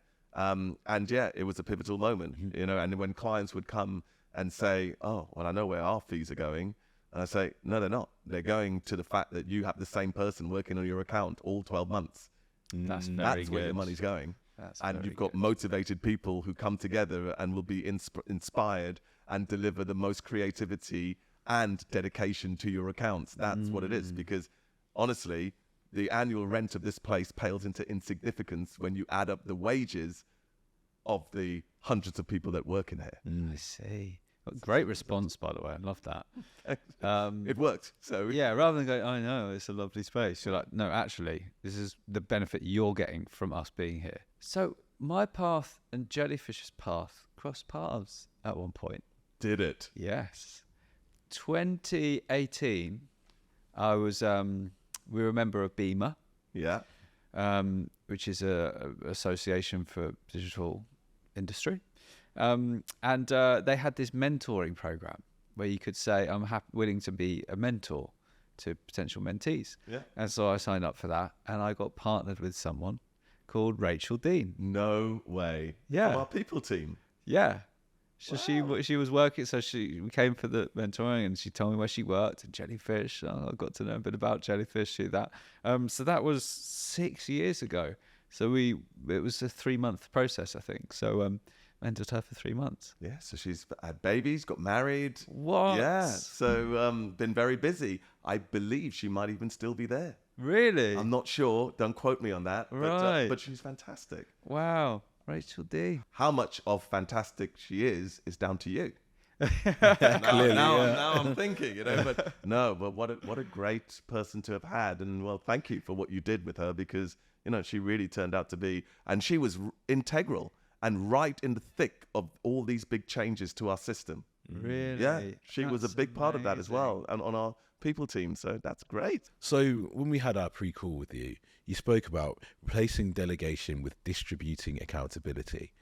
And I think this really resonated with me, because at the moment there's a lot of people in a lot of projects that I work on, and there's a lot of delegation, or I think how I saw it is delegation is like you give it to someone, but they're expecting to come back to you when there becomes a pivotal question to ask, or a decision, almost an executive decision that they have to take themselves. Exactly. But with the distribution of accountability, it gives them the whole pie, right? It gives them everything. It says, okay, this is you now. This is what I'm passing to you. It's yours. Correct. And I think that can empower people so much more and allow them to grow quicker and be more confident in their decisions, right or wrong at the time, but it gives them the complete ownership. So with that, could you break down how you restructured your company to get very, very good performance from this? Yeah, and I'm going to pick up on a couple of points, because this is what we learned along the way. There's the Dunning-Kruger impact, where somebody's more confident about a subject the less they know. And then the more you learn about something, you think, oh, geez, there was more to it. And so when we say, was their decision right or wrong, but they were accountable for it, often the person who would have been accountable if it was delegated doesn't actually know what's right or wrong.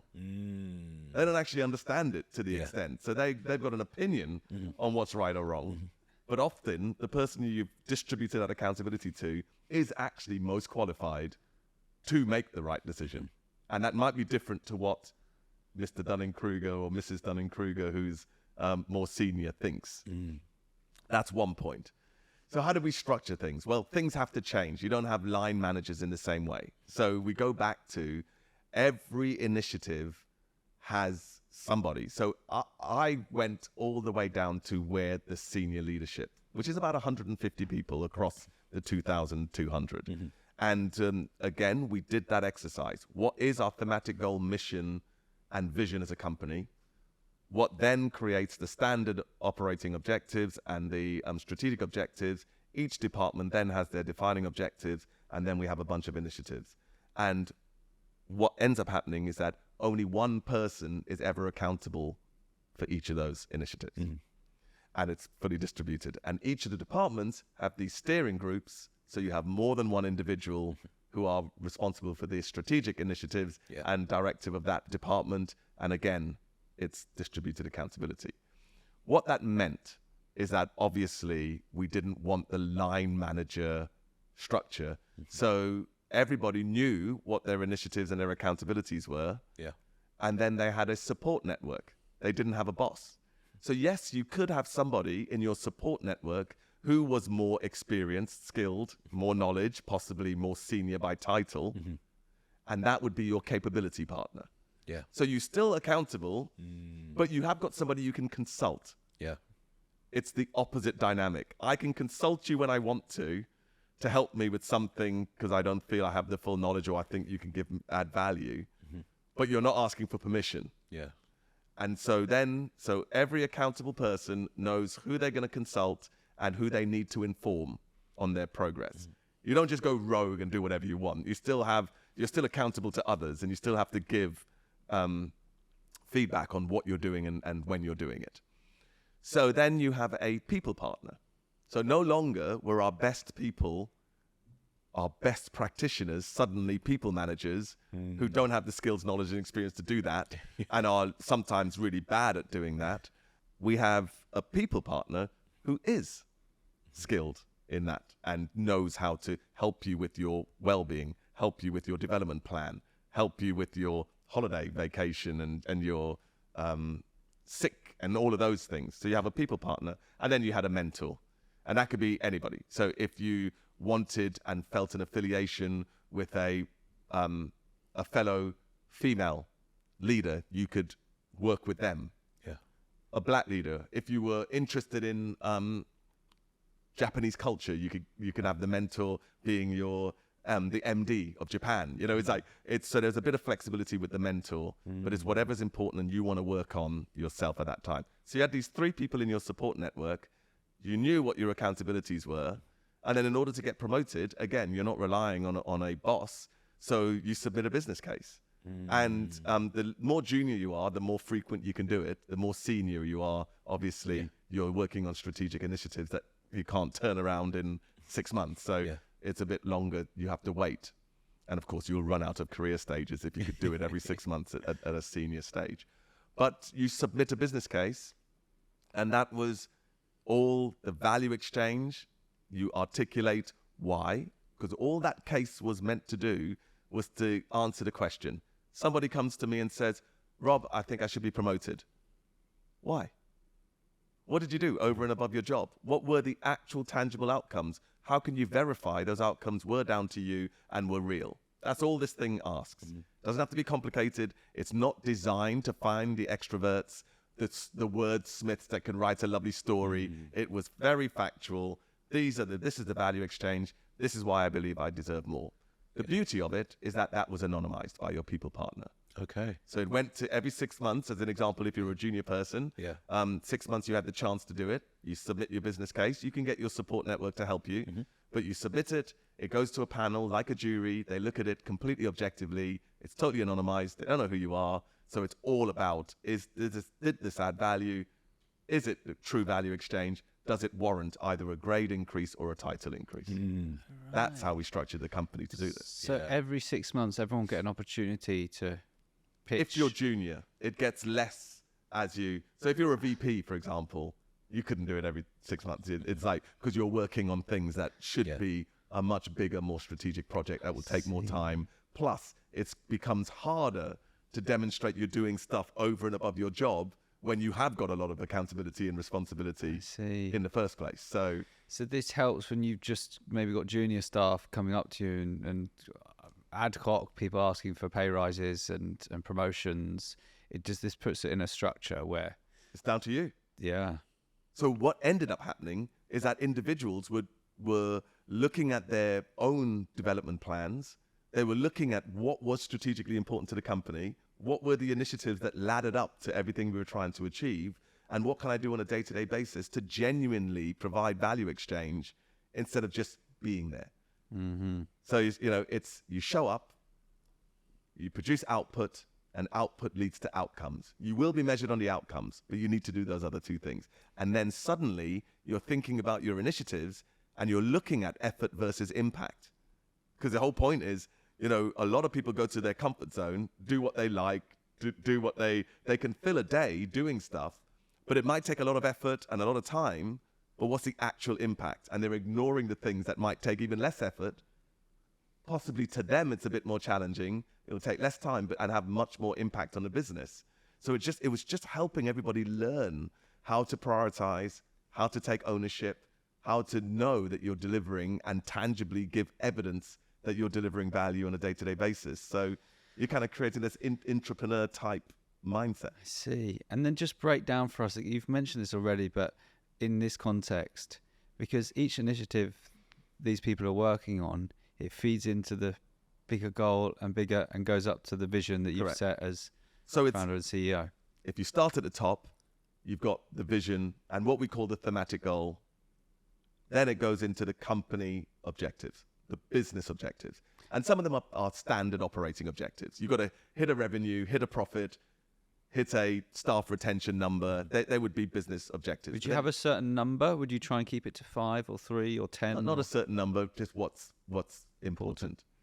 As an example, one of our thematic goals in the early days was to be the biggest boutique agency in the world.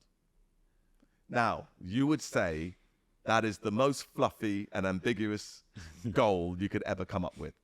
But that was a vision. It's only until you think, okay, what are the traits of a boutique agency? Normally, it could be some senior people from a network agency have come together and they're really good at what they do. And you get the best practitioners on your work because they haven't got the big infrastructure and they're not the best people are actually doing the work. What else do you get? They're probably senior, they've got business acumen, they can have the right conversations, they're articulate, they're experienced, etc. What else do you get? Communication in that organization is not a problem because they're all probably sitting in the same room. Everybody knows everything that's going on. Yeah. What else do you get? You're not worried about roles as much. It's just who's the right capability for what initiative, which is what Jellyfish became all about. Not roles, job descriptions, a list of things somebody had to do, which creates an infinite list of things they don't need to do. It was simply, what are my skills, my capabilities, my superpowers, my passions? Can I match you to initiatives that are required in the business? What else in a boutique agency? Well, every client is pretty much your number one client, aren't you? You love your clients and you make them feel like the only person in the world whilst you're working with them. And the list goes on. And so we listed those things and we said, okay, how do you become the biggest boutique agency? Well, you've got to preserve all of those traits as you become thousands of people. And then if you imagine then, the type of objectives that we were looking at was very different. How do we standardize what we do so it could be repeated at the same time? How do we make every client account manager who's talking to the clients seem like a boutique agency, that they really understand the business and they've got that business acumen? How do we make our communication as if we're all sitting around a table in one room? And you see, those objectives start to become very different to let's hit profit, let's hit revenue. And that then went down to departmental defining objectives. So How do we communicate? Who's responsible for communicating? Who's responsible for creating the products and standardizing what we do? How do we do those? And then that ends up as initiatives. And of course, each initiative becomes like a little project plan with lots of tasks. But so the initiative is the big task, and then it gets broken down into something that can be delivered. But it was the initiative that only had one person accountable for. And what was so important about that is that when you have this method, and I did genuinely have a spreadsheet that had every initiative that every senior leadership was working on. I was going to say, how did you log all this? I could filter by person, by department, and what it led to is that everybody felt involved, because I didn't need to do that, that game of telephone where I have a bunch of subordinates and I want to know what's happening with this initiative. Just say, okay, we think that the best CRM is the combination of Salesforce and Financial Force so that everything's integrated and we can create our workflows. Who's doing that? I don't go to our chief operations officer or operating officer and say, what's happening with this? Then he has to go and ask the person, and then the person describes it. He doesn't quite understand it. By the time it gets back to me, it's like a bit convoluted and it's not really very clear. And I ask one question and they can't answer it. I'll get back to you. And instead, I go to the sheet, who's accountable for delivering the Salesforce implementation in our organization, speak directly to that person. They feel fantastic because they get exposure. They could ask me questions. I'm very transparent. And so I get interaction with this individual because they're the ones accountable for delivering it. They have interaction with me. I get it straight from the horse's mouth. If I ask a question, they've got the granular detail and understanding and they can deliver it. And all of a sudden, you have a business that what seems really quite administrative and complex and convoluted actually creates simplicity and a direct conversation. And I've actually saved probably 3 hours. Yeah. Because the hour conversation with my subordinate, who then goes and has an hour conversation, comes back with something that's not clear. I ask a question, it goes back and forth. It actually, it takes more time. So I heard businesses talk about, there's a certain number of people that should report to you. Well, that's language that left our business a long time ago. Yeah. I see. You don't have reports.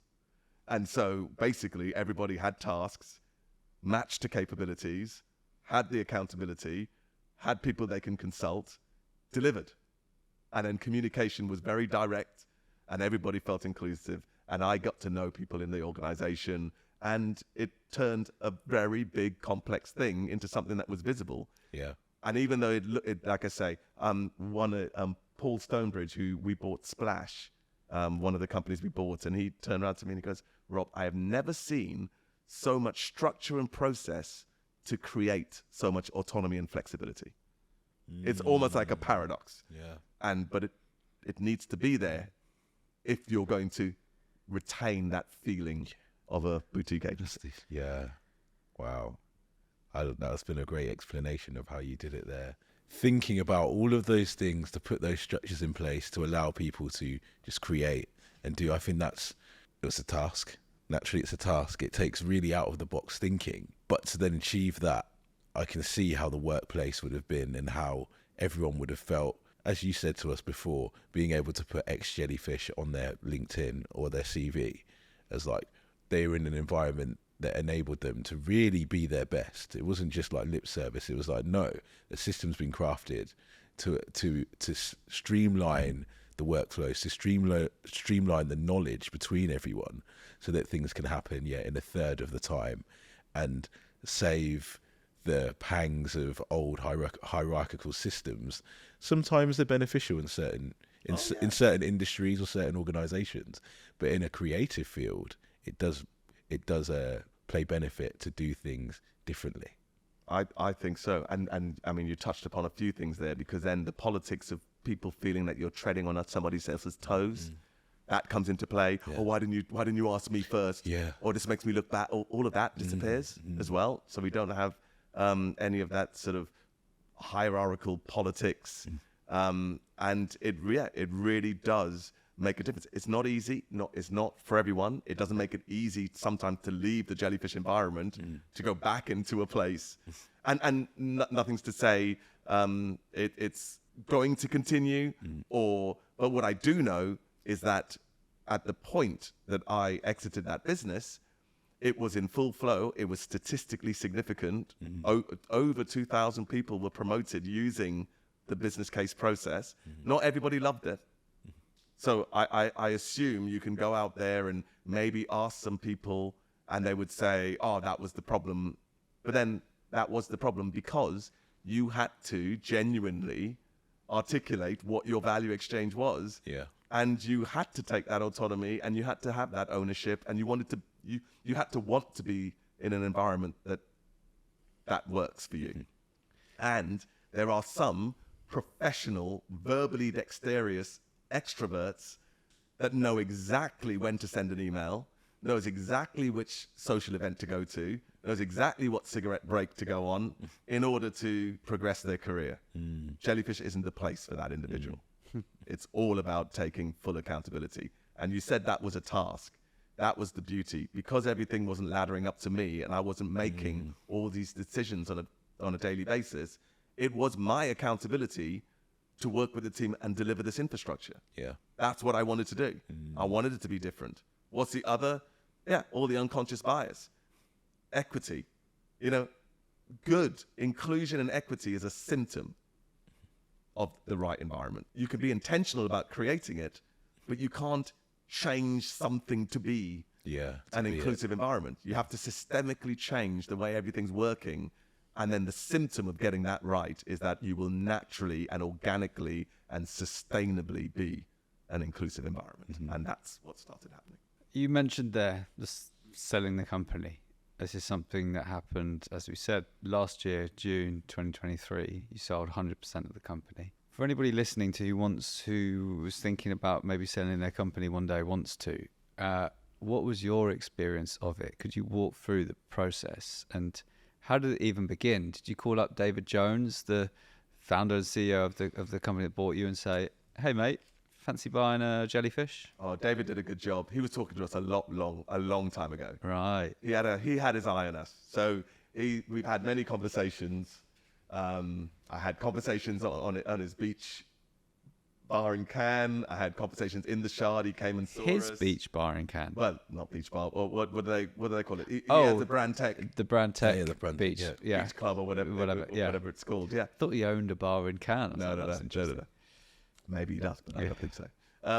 So he's been talking to us for a while. When did those first conversations start? Do you remember when he first reached out? Yeah, I mean, it could even be 8 years ago. It could be. Really? Yeah, I mean, it's a long game. Yeah. He was definitely around, and even when we did the Fimilac transaction, he knew that was all happening. That was November 2019. So he's been looking to see who are the companies that's going to be able to join his movement and what he's working to achieve. So no, we were approached basically every step of the way. Even when we sold half to Fimilac, they approached us. And so because they were, I think, wanted to buy another company, that fell through. So then they went to the wider market, got introduced to us. Chris and I, the CFO, we went and just had a conversation with them thinking, we'll just have a conversation, and then left the conversation going, oh, this might be interesting. What made you think this might be interesting? I personally love the idea of a billionaire entrepreneur who has done it, had a few digital marketing companies already, wanted to consolidate. I just sort of liked the vision, and it wasn't your typical network at that point where you have to make a considered decision. Are you going into the network to be part of that? So yeah, I just it was just a feeling that it was the right partner. And you talking about Brand? That's Fimilac. Fimilac, okay. And then Brandtech became almost a no-brainer choice. Why did you say that? Well, because it was the disruptive business that wanted to do things differently and really understood. When I was talking about productization, technology, human resource, and methodology, and he was going deep brand tech. It was understanding the connection and what the future of technology and the automation and the support tech gives. because there are infinite tasks. When you're now, the ecosystem that we live in today digitally, to run a campaign or to do anything, and if you're going to optimize it properly, there are an infinite number of tasks. So the whole point is that, you know, technology will never take over from human resource. It just means you will get closer to doing the infinite number of tasks that you can do. So I don't personally think there's a massive worry there, if people do it properly, and it will just get better and better. But and the way he's leaning in on AI right now, I think that they just had the right vision. What is the story here for anyone who's not in the industry? What's the story around, you know, Brandtech? What are they doing differently, and what's the context of that? Well, he very early on was talking about how AI was going to support and help. Back when? Well, I think there's articles or interviews maybe a few years ago. I don't know, 3-4 years ago. I don't know. But always tech. Yeah. But I think he was very early seeing Not in the last 12 months when everybody started to... Oh, no. He was before that. Yeah. He was before that. And so what he's basically saying is that he wants to build the biggest organization that is underpinned with technology, but it's able to deliver the outcomes that brands need and want in this very fragmented, fast-moving ecosystem. And so that's, I think, you know, the acquisition of Pencil, having, you know, a generative AI solution for content creation that's actually got billions of media going through that, you know, or it's supporting billions of media. I think all of those things are going to help. You know, disrupt yourself. If you've got human resource, how do you redeploy that human resource in the right way using the technology? Like I say, there are 1,000,001 things that you need to do anyway. So I think it's just interesting. Did you not? I think what happens with a lot of founders who are running a company and it's going well. That was your scenario. You were running Jellyfish. It was going great. I think the year you sold was your highest turnover ever. Yes. How do you decide? Are you not is there not part of you that's like, I want to keep riding this wave and retain whole ownership of this so that I can maybe sell it for even more in 2 years or 5 years? And will I be happy not being the person who's running this company anymore? The strangest thing is that you're not most valuable when you're the biggest, which is strange. Because people buy opportunity and growth and potential. So if there's ever a risk that there's a moment that you're the biggest you've ever been with the most revenue and possibly even the most profitable you've ever been, but you don't have a pipeline and there's maybe some disruptors in the market that might impact what your next year's sales are going to be, you're not more valuable the year that you're the biggest. You're more valuable if you could be bigger next year. So sometimes recognizing that you're at that moment when there's lots of potential, and sometimes it is the person who's acquiring you that is the opportunity to get bigger, and that you won't necessarily get bigger without that. And you get to a stage where you are now talking to Unilevers and Procter & Gamble and Nestle's and, you know, and you can't be a bank between Google and Meta and those big companies, because basically one will shut you down if you don't pay them, and the other one might pay 1 day late, but that 1 day might be £10 million. Who's bridging that gap? You just can't. So there reaches a stage where you are just dealing with mammoth organizations, huge budgets, and that you need a support network and the cash flow and the scale in order to operate much bigger. And so I think what Brandtech saw was the global infrastructure.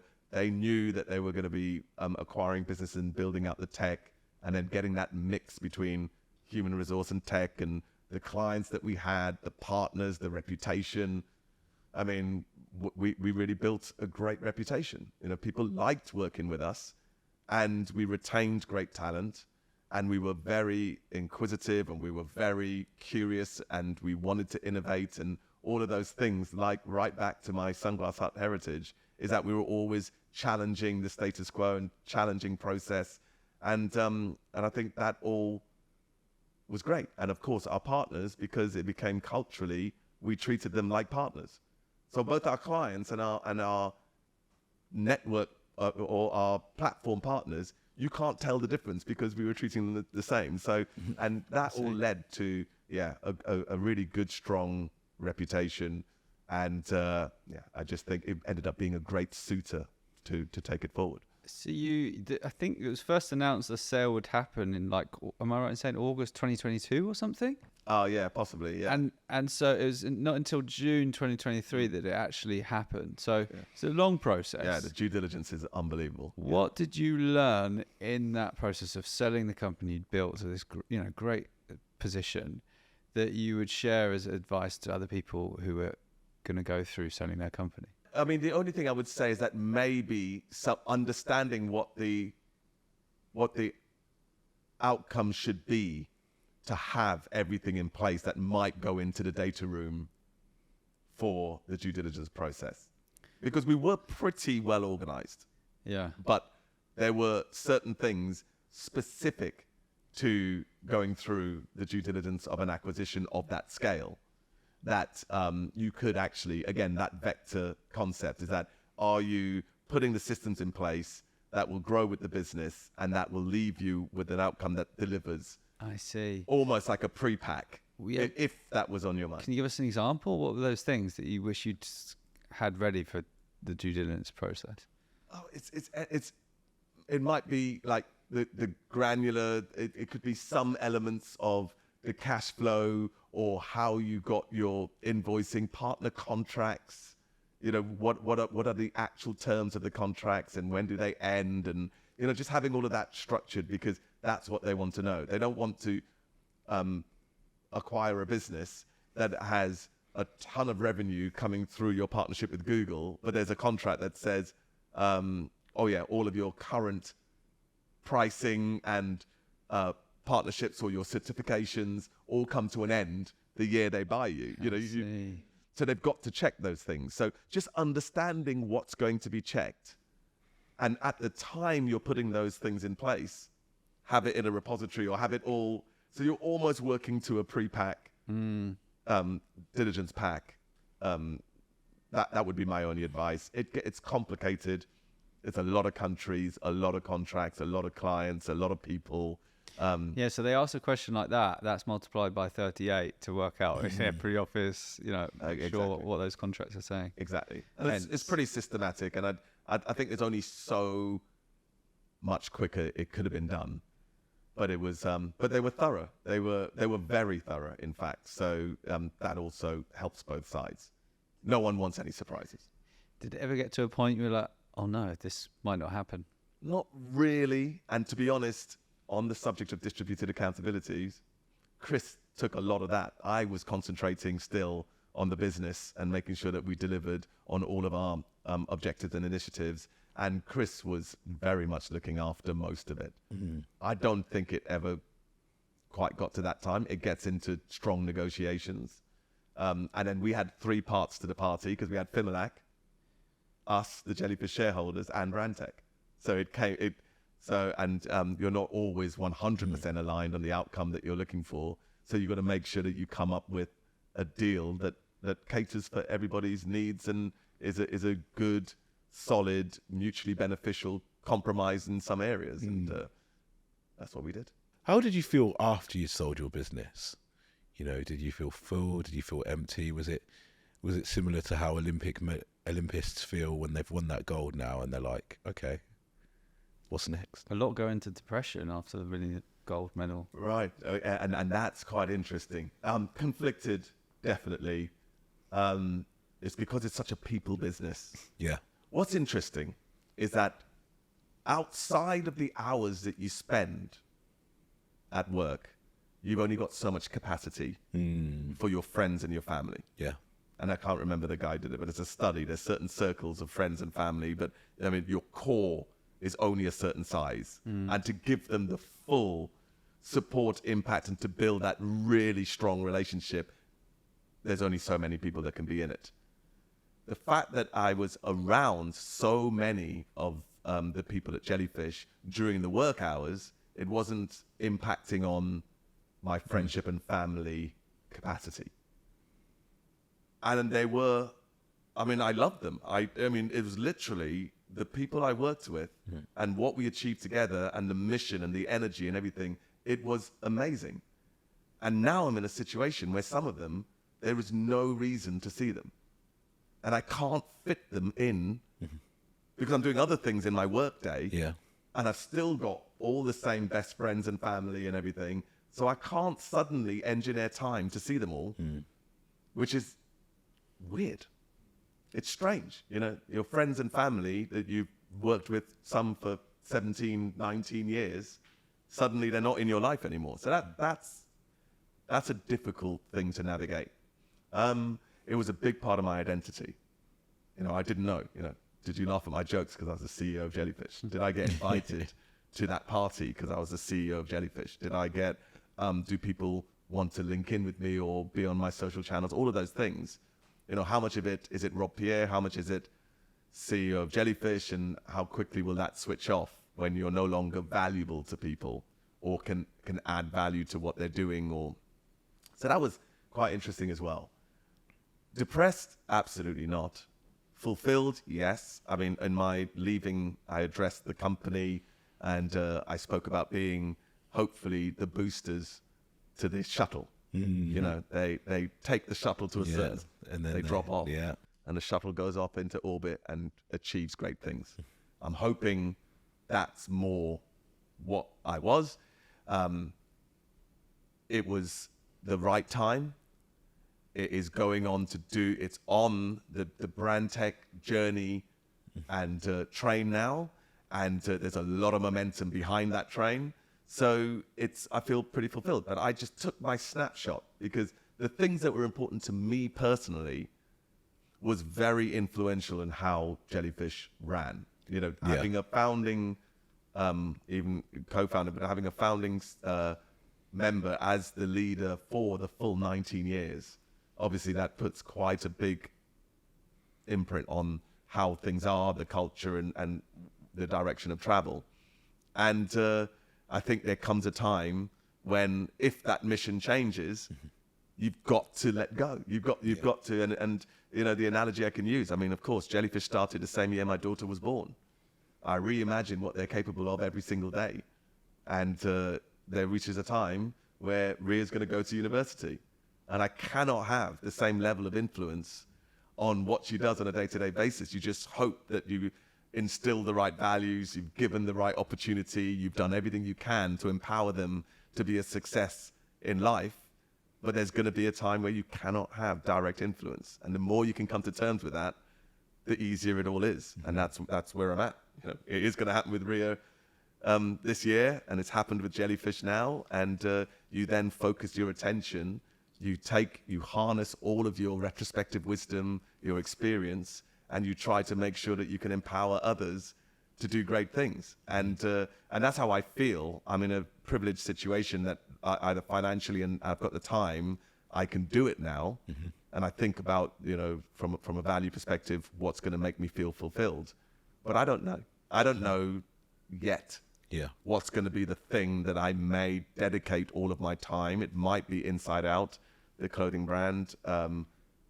It might be, you know, it could be a digital business. I see one of the opportunities that will be the next platform. It could be, I don't know. But I'm trying to stay relevant. So I'm talking to people. I've still got obviously a great interest in this fast-moving industry and the digital ecosystem. And so I'm just keeping my eyes open, ear to the ground, and trying to figure out, is there anything out there that's going to catch my fancy? But most importantly, the common theme that runs through everything I'm looking at is around social mobility. And I really do believe that I want to make sure that there's a fair chance for everybody in this world. And sounds a bit cheesy, it's a bit do-gooder, but I think I strongly feel that that's where my purpose is going to be. Very interesting. Let's say you can never be too much of a do-gooder. I hope not, but yeah, I mean, that's and again, you've got to put your mask on the plane before you try to help others. I've done that. I'm very lucky. I've got the means whether that's financially, time and experience and knowledge. I've got the means to help. So I put myself in that position. It will be sacrilege not to do it. So you lens into the future there. It was interesting. You made a few mil from the sale. You've been investing that money. You're an investor now. Yeah. You invested 500,000 into Unfurnish. You furnish. You furnish. You furnish. Oh. It's so it's youfurnish.com. Yeah. That makes more sense. Yeah. That makes more sense. Yeah, it does, doesn't it? The first time I Googled it, I searched unfurnished, and it was quite hard to find the company. I just found a lot of flats. Oh, that's funny. Unfurnished apartment available, yeah. right? Yeah. Now that makes even more sense why I struggled, but I found it eventually. So putting £500,000 of your own money into another company, how do you go about making the decision of what to invest in, what not to, for any current or wannabe investors? One of the first things I did was set up an infrastructure. So I've got a family office, and I use a company called Saranac, who help me work out the criteria, work out the due diligence process, etc. So I'm not just going out on my own on this. What is a family office? So a family office is where you bring together individuals that can help you with, like I say, any banking decisions, due diligence on acquisitions, your lawyers, your accountants, make sure your will is in place, all of those things. So it's like a business, but for you and your family. Correct. Interesting. Yeah, and it's just bringing all of the skills that you need to make sure that you look after. Sometimes it's harder to look after money and to protect money than it is to make it sometimes. When you sold Jellyfish, did the money go into your Santander account or your Monzo, or My Lloyd's. your Lloyd's? Yeah, it does. That's a big change in one day. Yeah, it is.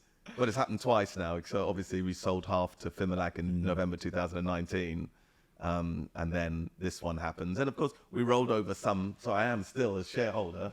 I've got a significant amount of money that is rolled into Brandtech as well. So I've got a vested interest in their success. But no, those are pivotal moments when you take a little screen grab of your Lloyd's app. Oh, Yeah, it's a okay. nice day. It's a nice I day. want to see that screenshot after. There'd never be a better moment for the significance of that sound on Monzo, though. If it was to come in through Monzo, that ching, and like Mills comes in, you're like, that's real, cha-ching. I had to turn that off because my partner would be like, "Oh, you got some money now, have you?" Well, especially if it was like a Vegas slot machine. Yeah. Just going for like, how long's that going for? Yeah. Why did they send in smaller payments then? It just comes in. But that's another reason why you need the family office, because you're only insured for a certain amount in one bank account, and you need there are services like Insignis that spread it over bank accounts, and then it needs to go into funds, and there's a whole bunch of administration that needs to happen, and you've got to put all of things in categories. What's going to be for private investments, what's going to be for funds, what will go into government gilts and bonds, what's going to then go into property, what's going to be put aside, and then are you going to have a trust for the children, and there's a whole bunch of decisions that need to be made. So it's almost like a financial advisor, but on a bigger scale. Correct. Well, it's everything, because it's not just financial advice. Exactly. I mean, they're lawyers. Your accountants are looking.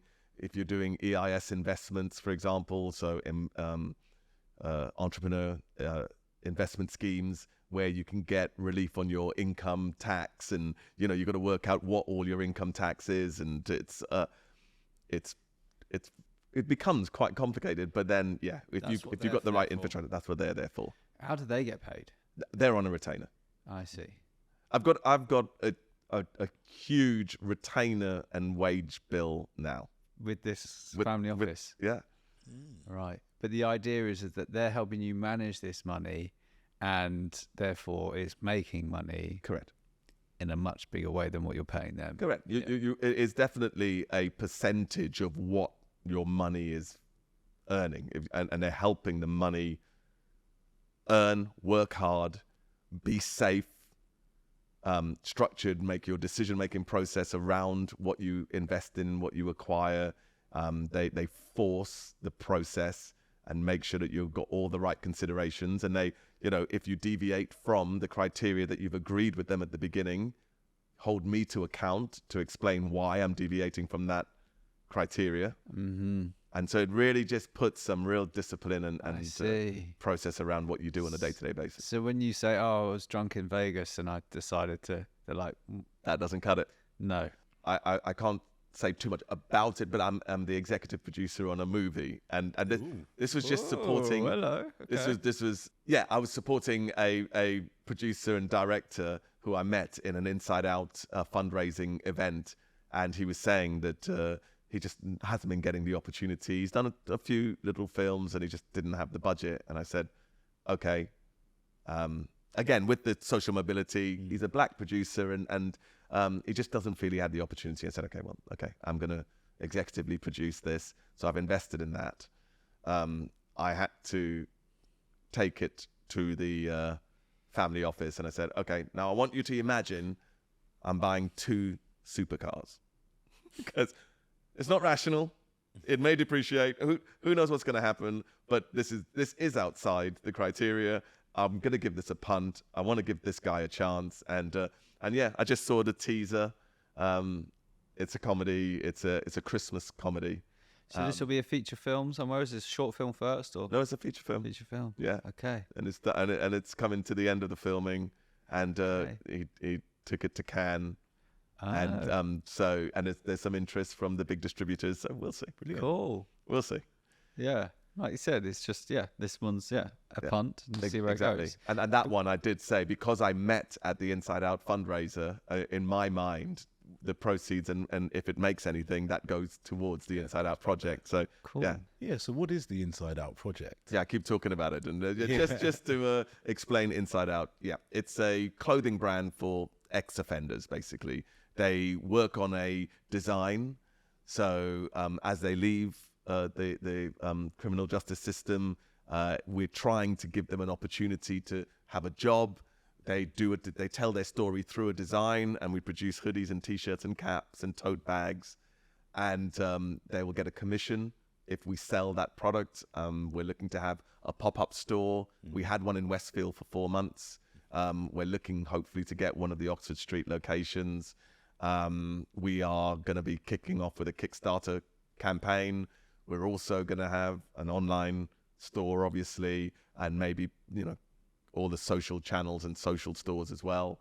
And we're looking to create momentum, create jobs, and eventually we'd like the company to also address accommodation and possibly start to create a fund if they have their own entrepreneurial ideas, that there's a fund to support them to start businesses. But it's not a charity, it's a community interest company. Mm-hmm. It's set up at limited by guarantee, which means it's a not-for-profit. We can't take divs or profit out. So it all would be put back into the company to grow it. And we want to help as many each year feel that there's a purpose, contribute to society, provide for their families, show that there is opportunity out there for them, and get them back on their feet. And again, this is part of the social mobility drive. And I think that's the pinnacle is 80% will not get a job when they leave the criminal justice system. 50% will reoffend, and it's 74% if you're black. And that cuts deep. And I'm like, why? What is with the communities and the system and everything? So we want to make sure that we could do our little bit to reduce that number, not have the reoffending, and have as much support to create a legitimate business.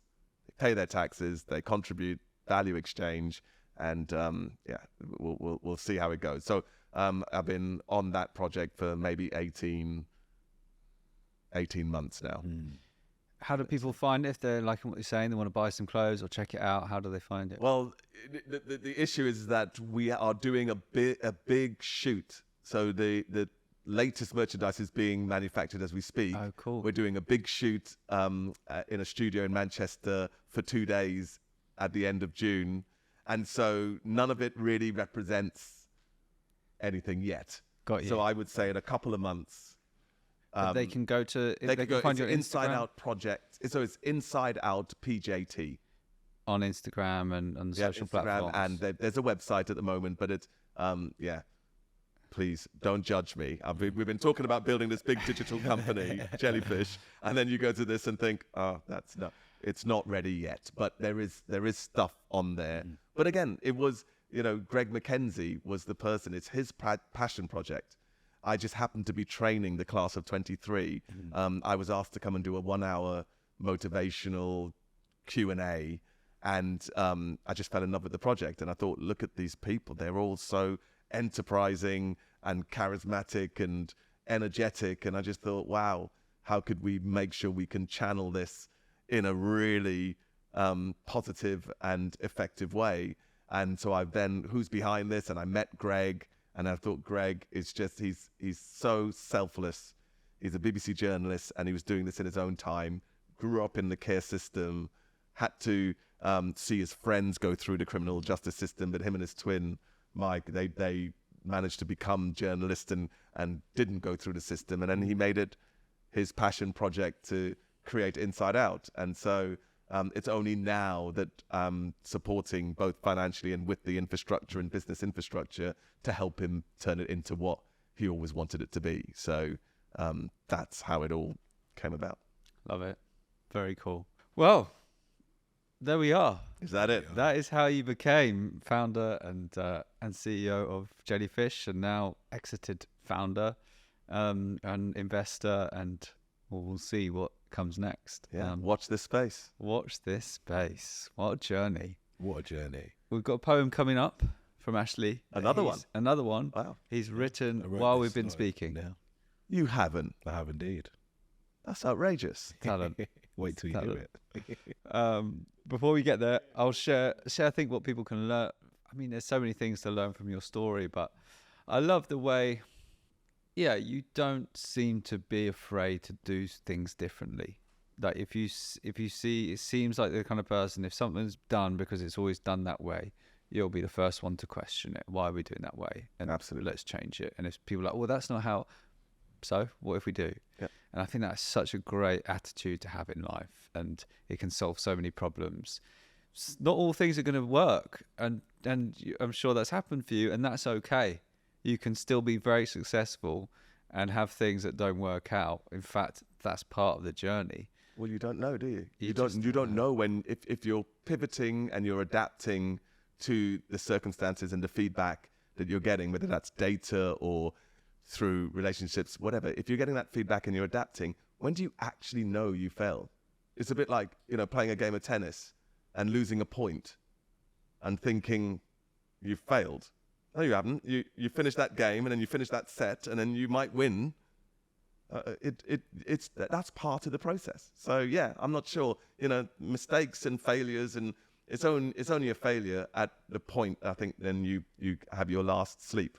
Mm-hmm. You just keep pivoting, keep adapting, and keep marching on is my advice. That's it. I think that's what people can really go away from today with, is that attitude of just be inspired by you, that if you've got an idea you want to do, get out there, start it, and don't be afraid to do things in a different way, and see where it takes you. Absolutely. All right, poem time. And this is pretty much my summary of what I got from today. But I think the thing that really resonates with me, number one, the distribution of accountability. That's such, it's 3 words that can drastically change an organization and the management structure. But also just doing what you feel is right and is going to work. Being able to make that manifest and within a physical environment, and being able to see the benefits of it. That's just, it's a very unique thing in the world, and in the world of creative, where when you're looking at other agencies, they have more traditional, hierarchical structured ways of operating. So I think it's been great to hear your story and how it's all developed over time. Here's my poem for you. Imitation versus observation. A young Rob on an MBA on an island nation. Inherently a problem solver who was on the front line of Sunglass innovation. Systems, processes, and products are key to scaling growth. Working out whether you're a client or a partner. Sometimes relationships require both. Distributing accountability, a forward-thinking system, and a more productive way of working, growing ownership and wisdom. So many gems to growth and scale. This episode could have been infused with Miracle Grow. He was the booster to many a rocket ship, and now who knows where he's next to go. Amazing. You should do rap battles. That's one of my skills, a rapper. Right? Yeah. I'm not surprised. Oh, that's brilliant. Absolutely brilliant. Thanks for joining us today. Oh, it's been an absolute pleasure. Thanks for having me.